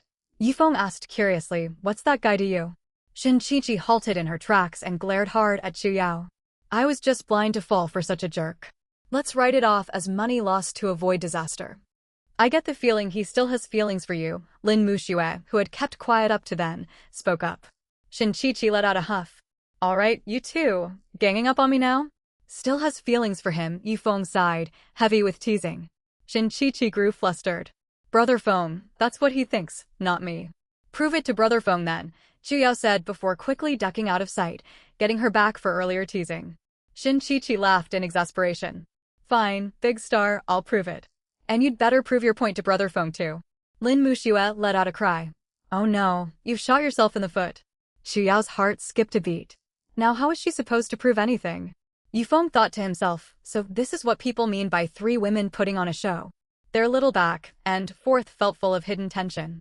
Yet on one matter, they were all of one mind. They all wanted to enjoy themselves. Enough chatter. Let's put up the wooden hut and get a fire going for barbecued meat. Brother Feng, don't you have a lighter? Lin Muxue asked in surprise. We can't bend the rules. We have to start fire by drilling wood. Lin Muxue gave an awkward laugh. For a second I misheard that as drilling something else to make fire. Everyone. Shin Qiqi ground her teeth. She had actually come up with a silly twist on the saying, annoying she was getting too quick-witted. Over on another stretch of beach, Guanmei was also organizing people to start fires. The women handled camp chores, while the men went out hunting. The group split into two teams led by Deng Lide and Wanke respectively. This fire won't catch at all. I've rubbed my hands raw, one woman complained impatiently. Right, us girls don't have much strength. Let the men do the drilling. It'll go faster, another woman suggested. Hearing this, Yang Haoren grew annoyed and retorted, then do you want to go hunting instead? His comment immediately sparked complaints among the women. What's wrong with asking you guys to drill for fire? Are you even men? Let's get Sister Gu to settle this. Guanmei was soon called over. Sister Gu, we only said one little thing, and he started picking fights. Guanmei turned toward Yang Haoren, who looked nervous and avoided her gaze. Are you the one stirring up conflict? Guanmei demanded sharply. Yang Haoren said nothing, but Wanke stepped forward with a smile. Anmei, you already laid out the roles. The men are supposed to gather food. Haoren only made a casual remark. Guanmei had not expected Wanke, who had always obeyed her, to contradict her. Embarrassment flared across her face. I said, tell him to help start the fire. Guanmei raised her voice. People all around turned to watch, and the atmosphere turned tense. Deng Lide walked over with a calm smile. We've all faced life and death situations together. Starting a fire is no big deal. I'll do the drilling. He moved to get to work. Deng Lide, don't. I want him to do it. Guanmei said coldly. Though her words were directed at Yang Haoren, her real target was the disobedient Wanke. Deng Lide frowned slightly, then smiled again. Come now, there's no need to argue over such a trivial matter, I'll do it, Yang Haoren volunteered, hoping to spare Wanke further trouble. Wanke said nothing and turned to walk away. The women, seeing Guanmei get her way, looked pleased. Look at them, clearly resentful. Exactly. We could survive without them anyway. We ought to suggest Sister Gu form an all-female group, so we don't have to put up with their attitudes. If Yifeng had heard that, he would have laughed out loud. Two all-female groups had formed on their flight already, and every single one of their members had perished. Beneath a coconut palm sat a mother and daughter cracking open coconuts. The mother, in her early 40s, still elegant and beautiful, looked pale. Bandages wrapped around her calf, a deep wound left by a spider back in the general's tomb. Beside her sat her 18-year-old daughter, youthful and sweet looking. Even young Haren, who kept watch over the women, thought she was lovely. Su Xiaodong. Su Xiaodong had just been admitted to a top-tier university, something worth celebrating. Her mother Su Huan had planned this trip to repair their strained mother-daughter bond. Su Huan had divorced years ago and raised Su Xiaodong on her own. Work had kept her so busy they had drifted apart, once going an entire month without speaking. Su Huan knew she was at fault, yet without work she could not give her daughter a decent life. Thankfully her daughter had excelled and gotten into a great university. But what was meant to be a trip to mend their relationship had turned into this nightmare. "Mom, does your leg still hurt?" Su Xiaodong asked with concern as she watched her mother wince. Su Huan had pushed Su Xiaodong away to shield her and gotten injured in the process. Su Xiaodong had once believed her mother cared little for her, but seeing her take that blow changed everything. Much of the distance between them melted away. "It's fine, doesn't hurt," Su Huan forced a smile, though pain gnawed at her. "I'll go ask Sister Gu for painkillers." Before Su Huan could stop her, Su Xiaodong hurried toward Gu Anmei. For all her sweet appearance, she was strong-willed and stubborn. She reached Gu Anmei and spoke plainly, no trace of flattery. "I want to trade my points for painkillers." Gu Anmei frowned at the sight of Su Xiaodong, that troublesome girl again. "Su Xiaodong, this is not our old home. Painkillers are only for absolute emergencies." Su Xiaodong cut her off. "I'm using my own points." "Your points? You already spent points on anti-inflammatory medicine. You don't have any left." "The anti-inflammatory medicine only cost 5 points. Mom and I have 20 points together." Gu Anmei could hardly admit their points had secretly been converted into attribute points for herself. "Su Xiaodong, people are heading into the woods to forage soon and risk injury. Painkillers need to be saved for critical cases. Your mother's wound, I don't care." Su Xiaodong stared straight at her. Gu Anmei seethed. The girl would not listen to reason. Su Huan limped over and pulled Su Xiaodong back, forcing an apologetic smile. "I'm sorry for the trouble, Sister Gu. I can bear the pain." "Mom, why are you doing this? Those are our points." "Child," Su Huan quickly dragged her daughter away. Gu Anmei let out a cold snort. Truth be told, there were no painkillers to give in the first place. Back under the coconut tree, Su Xiaodong slammed her fist against a coconut, furious. "Xiaodong, that woman is shrewd. You can't oppose her openly, we have no one to back us up," Su Huan warned. She understood the harsh reality of their situation and knew better than to antagonize Gu Anmei. But Su Xiaodong refused to accept that. She promised points would be fairly allocated. "We need them now, so she ought to give them. Think about the other flight. Only 4 of them are still alive.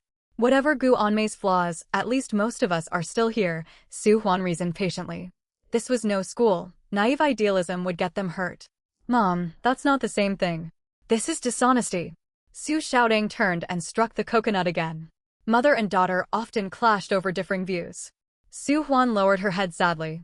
"Xiaodong, I'm sorry. If I hadn't insisted on this trip, none of this would have happened."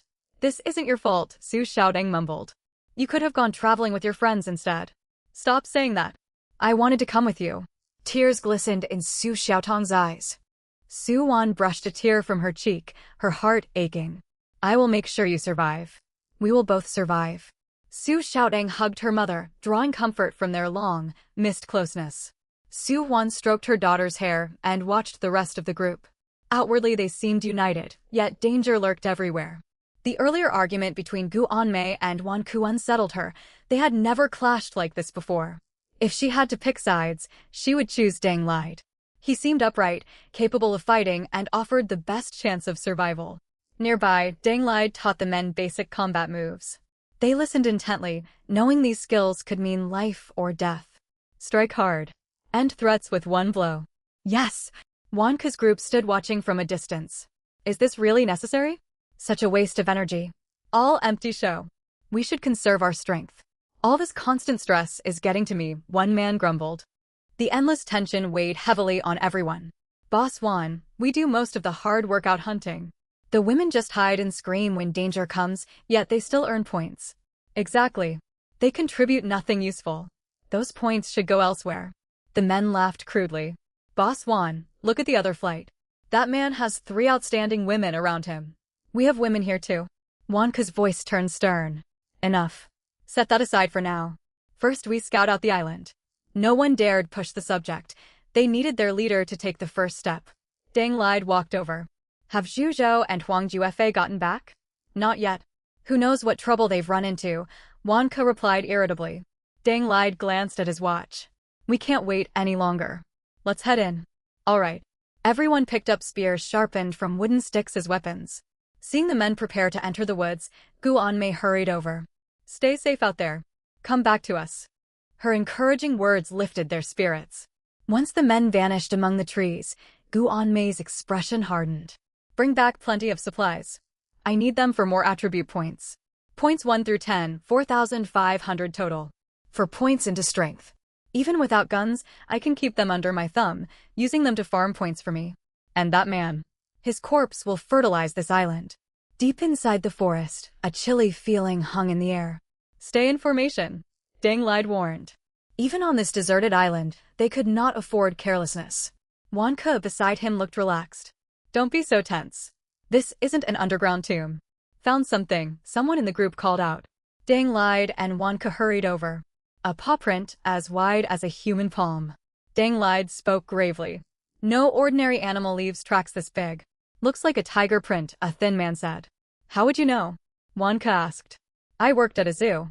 I've seen plenty of these prints. A chilling thought hit them all. There was a tiger on the island. Deng Lide said, survival on this flight does not follow normal rules.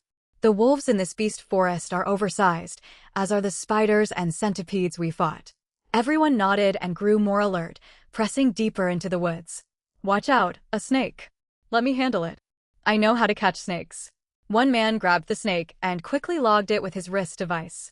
He shot straight to first place on the ranking board. 1,000 points. He was ecstatic. All resources get collected together once we return, Wanka reminded him. The man's joy faded. Whatever he caught would not belong to him. Ding Han stepped up beside him. That's so unfair. Right? It's a venomous snake. Someone could have died without me. I caught a fish before and Gu Anmei took it away too. Quit murmuring back there. Wanka shouted from the front. The two fell silent, yet resentment built inside them toward Wanka and Deng Lide, whom they saw as Gu Anmei's lackeys. Less than 100 meters onward, Deng Lide raised a fist. Everyone froze. A wild boar stood ahead. After fighting enhanced wolves, skeletal monsters, and giant centipedes, this boar almost looked harmless. At Deng Lide's signal, the second team spread out to surround it. Strike! Sharp wooden spears drove deep into the boar's belly. Wanka led the first team in to deliver finishing blows. The boar was brought down easily. We eat meat tonight, Deng Lide shouted. The men cheered, real meat was a precious treat. Amid their celebration, a tiger lay low in tall grass, slowly creeping toward them. A thunderous roar. The tiger pounced, pinning one man to the ground, its heavy paw pressing down on his head. The group scattered in panic. The trapped man screamed in agony. Help me! Hold formation, Deng Lide shouted. It looked like a huge Siberian tiger. Though shocked at first, the men quickly regained their composure. They had already survived brutal fights against giant centipedes, hacking away at countless limbs. Fierce as this tiger was, to Deng Lide it represented food. Tactic 3. Deng Lide ordered. Understood. Team 2 deployed a strategy that had worked well against the giant spiders.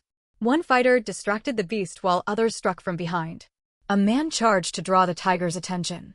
The tiger swiped fiercely at him, and another warrior drove his spear toward its vulnerable rear. The tiger howled in terrible pain.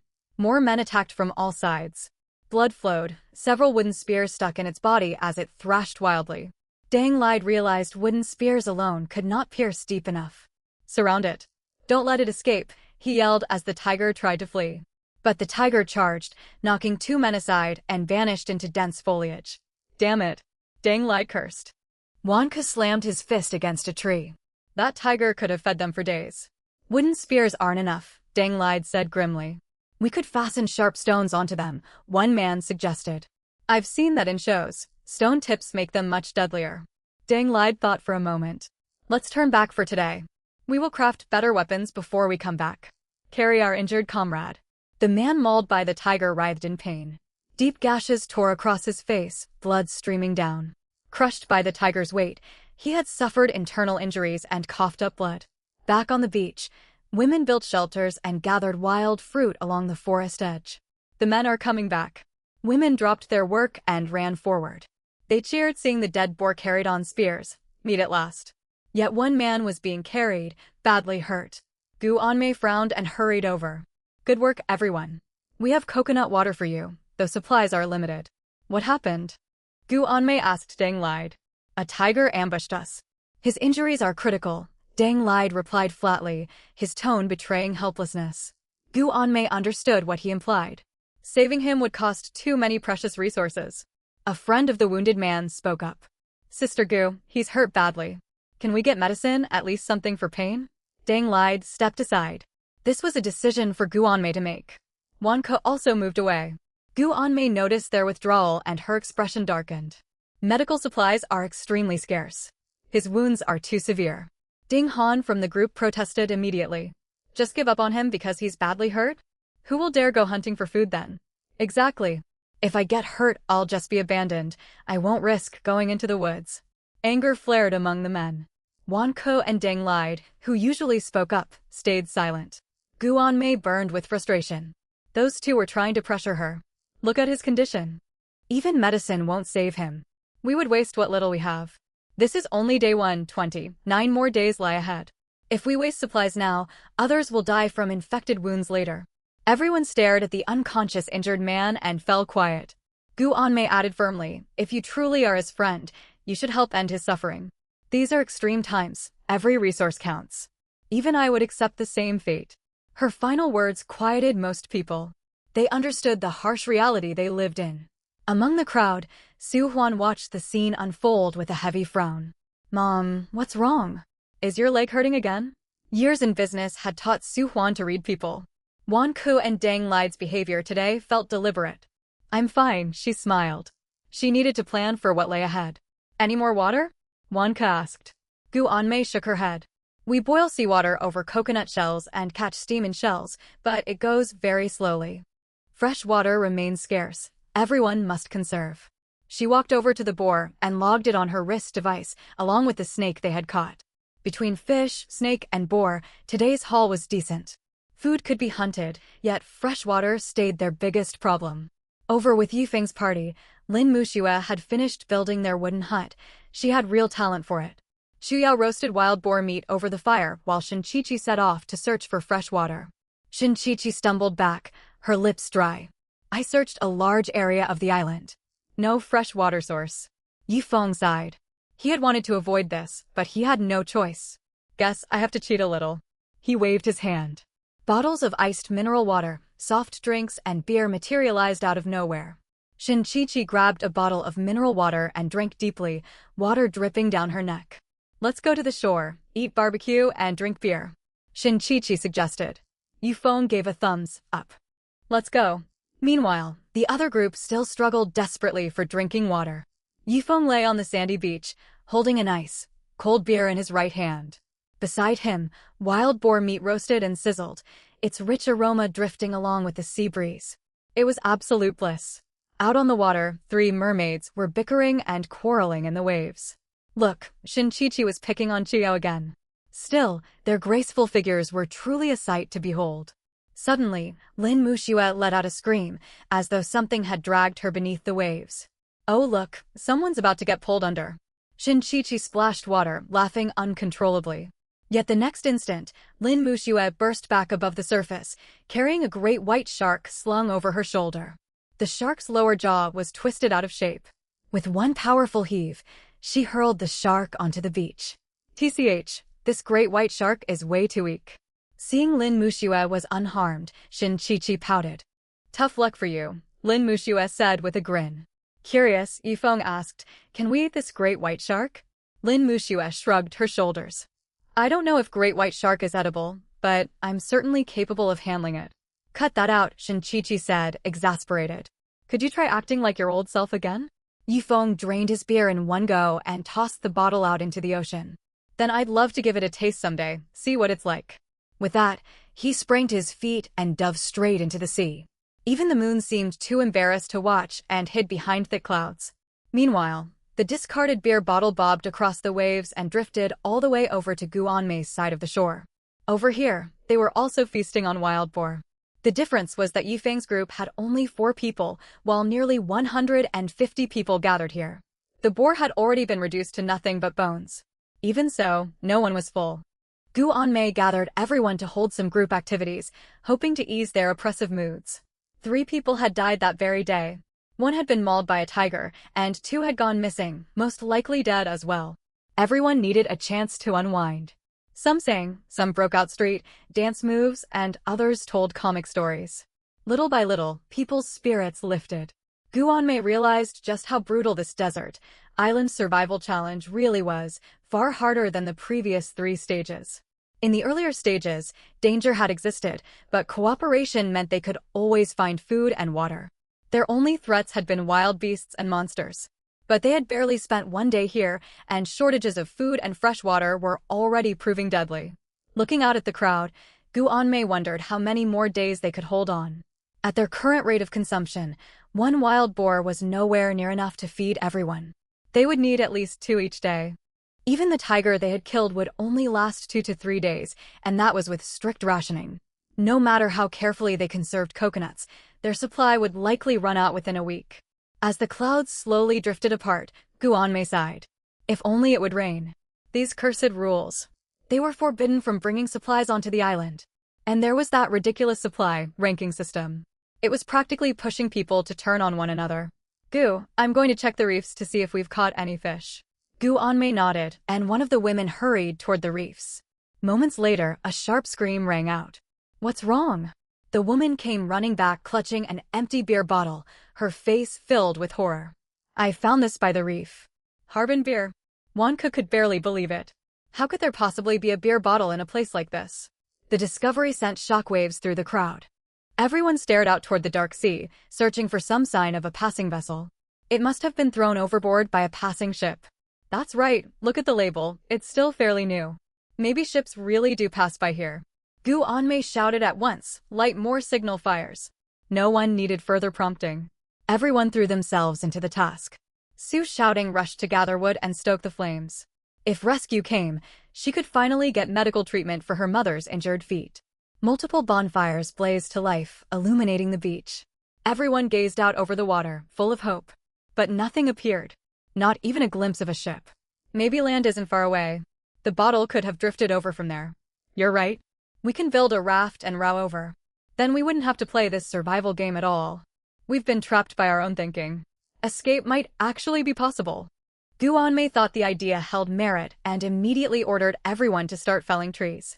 Driven by the urge to survive, people hacked down trees using crude stone axes. Several logs were bound together and pushed out into the sea. The makeshift raft floated steadily on the surface. Cheers erupted, and people scrambled to climb aboard. What are you doing? I got here first. I chopped this wood. Get off, you woman. I'm not moving. You get off. The raft could not support so many people. It tipped and sank. Everyone tumbled into the ocean, soaked and disheveled. Enough. I will pick who goes. Half men, half women. Gu Anmei's suggestion won general agreement. The smarter survivors held back. If land truly existed, those who reached it could call for help and bring rescue for everyone else. Even so, arguments flared up as the selection process began. Why does she get to go? I've worked just as hard. One woman shouted, unwilling to stay trapped on the island and forced to participate in the survival challenge. What have I done wrong? I've contributed plenty. All you ever do is complain. All you managed was to pick a few wild fruits. That's hardly any real help. Gu Anmei grew furious, watching them bicker. If only these quarrelsome people had perished back in the general's tomb. Quiet. Everyone follow Gu's decisions. One of the women immediately pointed at Su Huan. Su Huan, are you related to her? Why are you defending her so shamelessly? Obviously there's some connection, another woman sneered. Su shouting grew angry, but Su Huan held her back. Gu Anmei wondered how she had overlooked how petty these people could become. When deadly monsters threatened them, they had united. Now that immediate monster danger was gone, old grievances surfaced. Silence. Stop the shouting. Gu Anmei snapped. She instinctively reached for a gun, only to remember she had none. Frightened by her outburst, the crowd fell quiet. Soon 10 people were selected, 5 men and 5 women who climbed onto the raft. If you spot land, call for help. Don't forget about us. Come back if you run into trouble. People called out from the shore, terrified of being abandoned. Don't worry. We'll alert authorities the moment we reach land. 2 men grabbed crude oars and rowed hard. The sea lay calm, and they traveled more than 100 meters from shore. Guanmei, Wan Ke and Dang Lide watched silently from the beach. None of the core group had volunteered. The intelligent ones were unwilling to be test subjects. Then everyone noticed the raft had stopped moving. What's happening to them? I think I hear them screaming for help. Moonlight glinted on the water, revealing the terrified faces of the 10 people. Many shark fins circled the raft. In an instant, the raft was smashed over. The 10 people fell into the sea, thrashing desperately. The chaos lasted only 10 seconds. One by one, they were dragged down into the dark depths. All that remained floating on the waves were broken pieces of wood, bloodstains, and torn scraps of clothing. The survivors on the beach stared on in despair. Blood washed toward the shore. The salt, sea wind carried the sickening metallic smell of blood. No ordinary stretch of coast had so many sharks patrolling the waters. Escape by boat was impossible. Their hopes were shattered. Dang Lide rubbed his forehead, sighed heavily, and sat down. Wan Ke let out a cold laugh. It had all been a foolish fantasy. This was the deserted island. The game would never let them simply run away. Yang Haoran flew into a rage and directed all his anger at Shin Chi-Chi. If she had not chased him and thrown money at him, he would never have boarded this flight and ended up trapped in this deadly survival game. How much longer would they have to keep fighting just to stay alive? Shin Chi-Chi would pay for this. He would not let it rest. Guanmei, as their leader, had different thoughts. 10 fewer mouths to feed. In a twisted way, that was a small relief. Thank God I didn't get on that raft. I would have died too. It was horrible. All of them eaten by sharks. What a waste of their watches. They must have had unused points left. Only moments earlier, people had fought desperately for a spot on the raft. Now they were counting their blessings. Mother, I'm so glad you didn't try to go, Su Xiaodang shuddered, horrible images flashing through her mind. Su Wan winced in pain. I would never leave you behind. Mother, where do you think that beer bottle came from? Su Wan said nothing. She had no answer.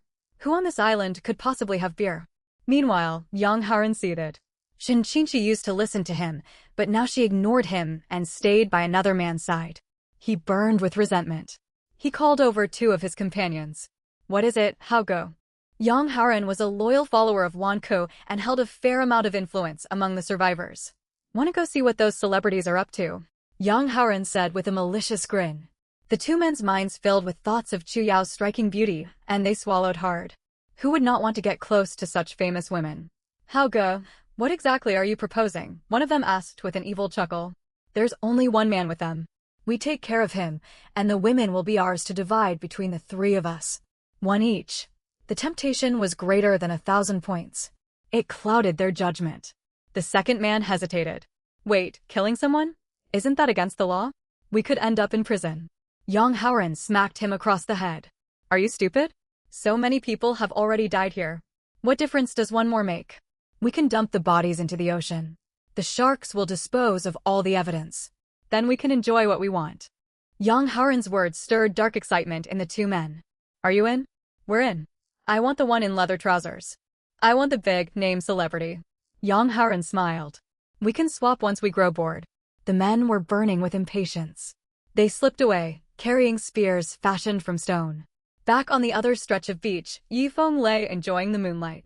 The 3 women leaned against him, worn out from their recent underwater adventure. Their deep sea excursion had been extraordinary. His evolution progress had reached 38%. If he kept this pace up, he could complete 2.5 full evolutions within 30 days. I'm starving, Shin Chi-Chi mumbled, grabbing a skewer of roasted meat and taking a big bite. Didn't you get enough to eat earlier? Lin Muxue teased. Don't talk to me like that. You stole food right out of my mouth. Yifeng thought to himself that these 2 really kept things lively. That was meant for Feng Ge. Yifeng shook his head. Lin Muxue had become far too playful lately. Someone is coming, Chu Yao warned suddenly. Yifeng also picked up the sounds of footsteps. Finally, we get to talk to some new people. Hidden in the darkness, Yang Haoran and his 2 companions crept closer until they spotted the glow of the campfire. Hao Ge, there they are. They're eating roasted meat. Yang Haoran's stomach rumbled loudly. Kill the man. Take their food. Take the women. The two men grinned viciously. Trapped on this remote island, no one would ever know what crimes they committed. Yang Haoren made no attempt to hide himself and strode openly toward the fire. As he drew near, he spotted the empty beer bottle at Yifeng's feet and stared in shock. So Yifeng was the one who had thrown that bottle into the sea. But where had he gotten beer? And roasted meat? While the rest of them starved and bickered for scraps, this man lived in comfort surrounded by 3 beautiful women. It felt deeply unfair. Shin-Chi-Chi, enjoying a nice feast, are you? You could have invited me to share, Yang Haoren said coldly. We were classmates once. No need to keep all the good things for yourself. Shin-Chi-Chi flew into a rage, ready to attack him. Yifeng held her back. He watched the crude stone weapons in their hands and almost laughed. Though restrained, Shin-Chi-Chi snapped, Yang Haoren, shut your filthy mouth. Filthy mouth? That wasn't your attitude not long ago. Oh? What attitude was that? Lin Muxue cut in, picking up on the tension. Shin-Chi-Chi's face flushed bright red. Get lost. What's wrong? Afraid your new boyfriend hears about your past. Yang Haoren sneered. Yifeng turned to look directly at Yang Haoren. Under the influence of his evolution, a strange aura naturally radiated from him. Let me correct that. I'm not her new boyfriend. Then who are you? Yang Haoren asked, confused. I'm there. Yifeng did not finish the sentence, but the shape of his lips made his meaning plain. You're mocking me. Yang Haoren shouted angrily. Did he think a couple of chocolate bars made him special? He doesn't believe you. Show him, Lin Muxue said. Big brother, the soft, playful tone made Yang Haoren and his friends freeze in complete surprise. They had never encountered anything like this. All right, enough jokes. Sit down and have something to eat. The 3 men were thrown off balance. How good could this be a trap? Why fear just one man? We'll eat first, then handle everything else. Yang Haoren sat down uninvited, grabbed meat, and bit into it. He even picked up a bottle of ice, cold beer. Though only days had passed since arriving on the island, it felt like decades since he had tasted such a drink. Pure bliss. Yifeng pulled out a pack of Zhanghua cigarettes and tossed 2 over. The 3 women watched in bewilderment. What was Yifeng planning? Yang Haoren convinced himself the other man was intimidated and trying to appease them. Yifeng lit 1 cigarette and took a drag. Zhanghua bought with points. Smooth and rich. He glanced briefly toward Shin-Chi-Chi. Yang Haoren felt insulted. What are you staring at? She's mine. Don't think a little food will make me overlook this. Yifeng frowned slightly. I was hoping you would ask where I got all these supplies. Could you play along? One of the companions shouted angrily. Why should we play along? What are you going to do about it? Very well, Yifeng sighed and shrugged. Jiao picked up a half-burnt piece of firewood and walked over to the man. She wore a gentle smile. The man swallowed, dazzled by her beauty. He could barely imagine how wonderful it would be to kiss her. Before he could react, the wooden stake drove deep into his neck. Agony and suffocation overwhelmed him. Yang Haoren and the other companions stared in stunned horror as blood gushed from the wound. I tend to grant people's wishes whenever I can, Yifeng said calmly. To Yang Haoren, his smile looked terrifying. You. Yang Haoren trembled, watching his companion bleed out on the sand. The dying man's eyes begged for help, but no sound escaped his throat.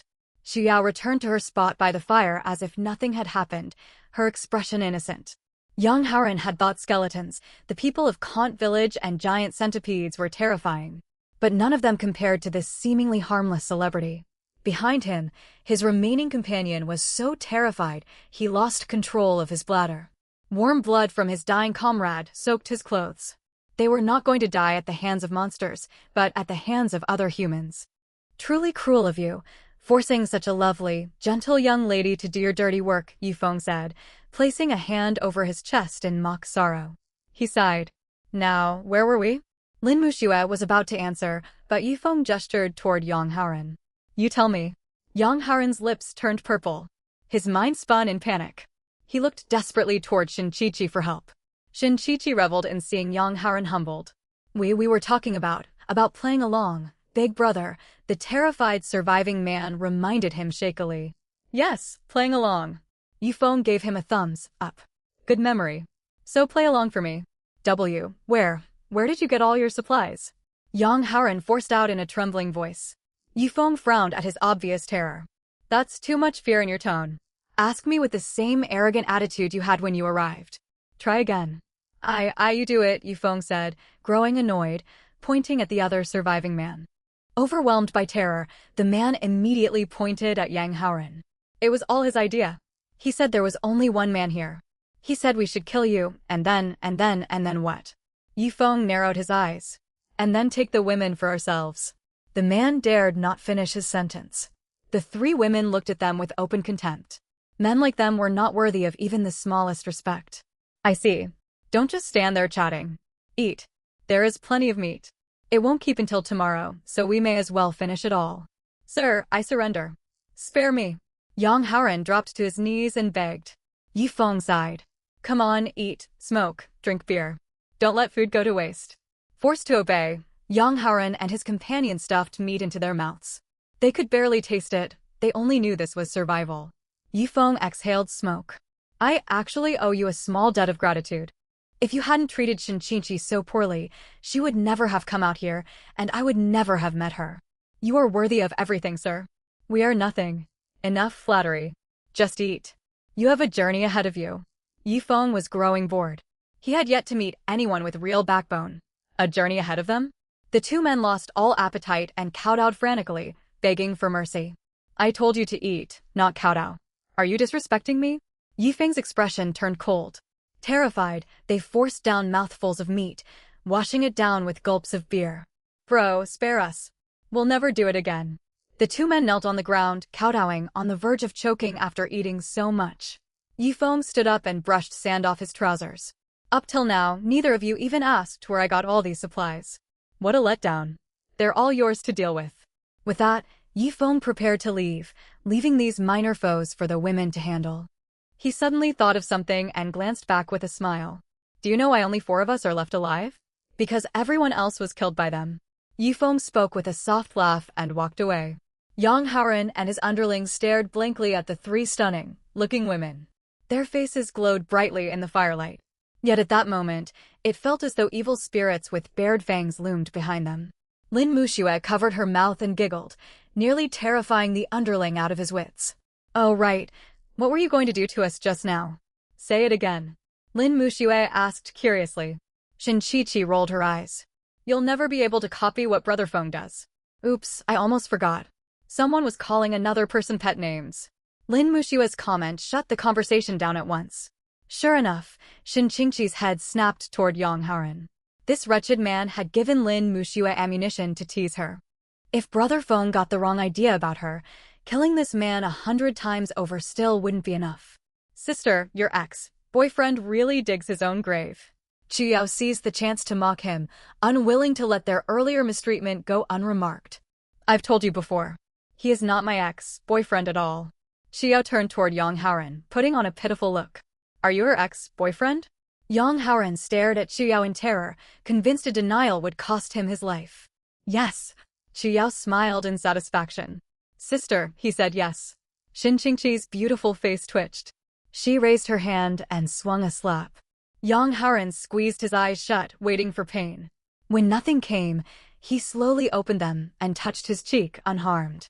He looked at his companion beside him. The man's neck was twisted at a grotesque angle, his eyes seeming to ask, why take your issues out on me? Think carefully and give me the right answer. Shinchichi's icy tone plunged Yang Haoren into utter dread. Tears streamed down Yang Haoren's face. He broke down completely. Facing a giant centipede would have been preferable to confronting these 3 women. Speak. Shinchichi pressed earnestly. She could not afford any misunderstanding from Brother Feng. Shocked by her shout, Yang Haoren's eyes bulged. His body convulsed, and he collapsed. He had been scared to death. Don't you dare die. Get up and make this clear. Furious, Shinchichi stamped her foot hard onto his handsome face. Once was not enough. She stamped again and again. I'm going to be sick. Lin Muxue turned away quickly. Qiao watched, her hands trembling slightly, tempted to join in. It looked deeply satisfying. Tang Yu, you died far too easily. After letting out her frustration, Shinchichi tossed her hair back. Qiao, did you hear what he just said? Meeting Shinchichi's threatening gaze, Qiao nodded. I did. What did he say? That he wasn't your ex-boyfriend. There you go. I told you I wasn't lying. Don't spread wrong rumors anymore. Shinchichi then walked off. Otherwise she would have to give Qiao a hard time. So Chuyao took her frustration out on the corpse beneath her and brought her foot crashing down. A sharp hiss escaped. A heavy gasp followed. Shin Chi returned to the wooden hut to explain everything to Yifeng. Brother Feng. Whoa, keep your tone normal. That's really awkward. Yifeng shuddered. Come on, Yifeng shook his head, amused. Everyone has done silly things. I've had my moments too. Shin Chi nearly teared up. Brother Feng was so kind. Why hadn't she met someone like him sooner? It pained her that he had crossed paths with such terrible women before. Brother Feng, what silly thing did you do? Can you tell me? Shin Chi asked curiously. Oh no, she had let something slip. Huh? Oh, it's time for bed. Brother Feng. Lin Muxue, get over here. Brother Feng is hiding a big secret. Cut it out, I'm not. Night passed. Dawn broke, sunlight spilling across the whole island. Su Xiaotang sat up yawning. She had dreamed she was going home with her mother, shopping and watching movies together. When she saw the ocean stretching out before her, helplessness washed over her. Everyone else was still asleep. She would go look for dew first. Her mother's lips were badly parched. She had barely walked a few steps when she spotted 3 figures lying on the beach. Had they gone sunbathing so early? Curious, Su Xiaotang drew closer. Her scream jolted everyone awake. Gu Anmei stared at the 3 corpses, her features hardening. Their heads were shattered. Deng Lide said in a low voice. Could it be revenge from that tiger? Would a tiger drag bodies back here? Wan Ke retorted, glancing toward the dense island woods. A dreadful aura hung over the forest. A tiger wouldn't, but these women certainly might. Could it really have been the tiger? Gu Anmei said grimly. No one believed that possibility. Ding Han shouted loudly. Then who was it? Who could kill 3 men and leave their bodies here without being seen? Silence fell over the group. Could this even be done by a human being? 13 people had died yesterday. Now, 3 more that morning. 16 dead in only 2 days. Panic spread through the crowd. People whispered nervously, eyeing one another, suspecting anyone could be the killer. Does anyone recognize them? Someone called out. Their heads were smashed, barely held together by torn flesh, a horrifying sight. Wan Ke knew instantly who they were, Yang Haoren, one of his men, and the 2 companions who always stuck by him. Recalling Yang Haoren's plan to find his girlfriend, he wondered. Wan Ke, aren't these men from your group? Deng Lide remarked. Wan Ke nodded. Yes. Yang Haoren and his 2 friends. Gu Anmei remembered the handsome Yang Haoren. Mr. Wan, do you know anything? Gu Anmei asked. Wan Ke shook his head. Yang Haoren was loyal and well-liked. The only conflict I know of was over starting the fire yesterday. Wan Ke's words directed all suspicion toward Gu Anmei. Everyone had watched Gu Anmei order Yang Haoren around the previous day. Gu Anmei's expression darkened. Had Wan Ke decided to turn against her on day 2? A dispute over fire wouldn't lead to 3 murders.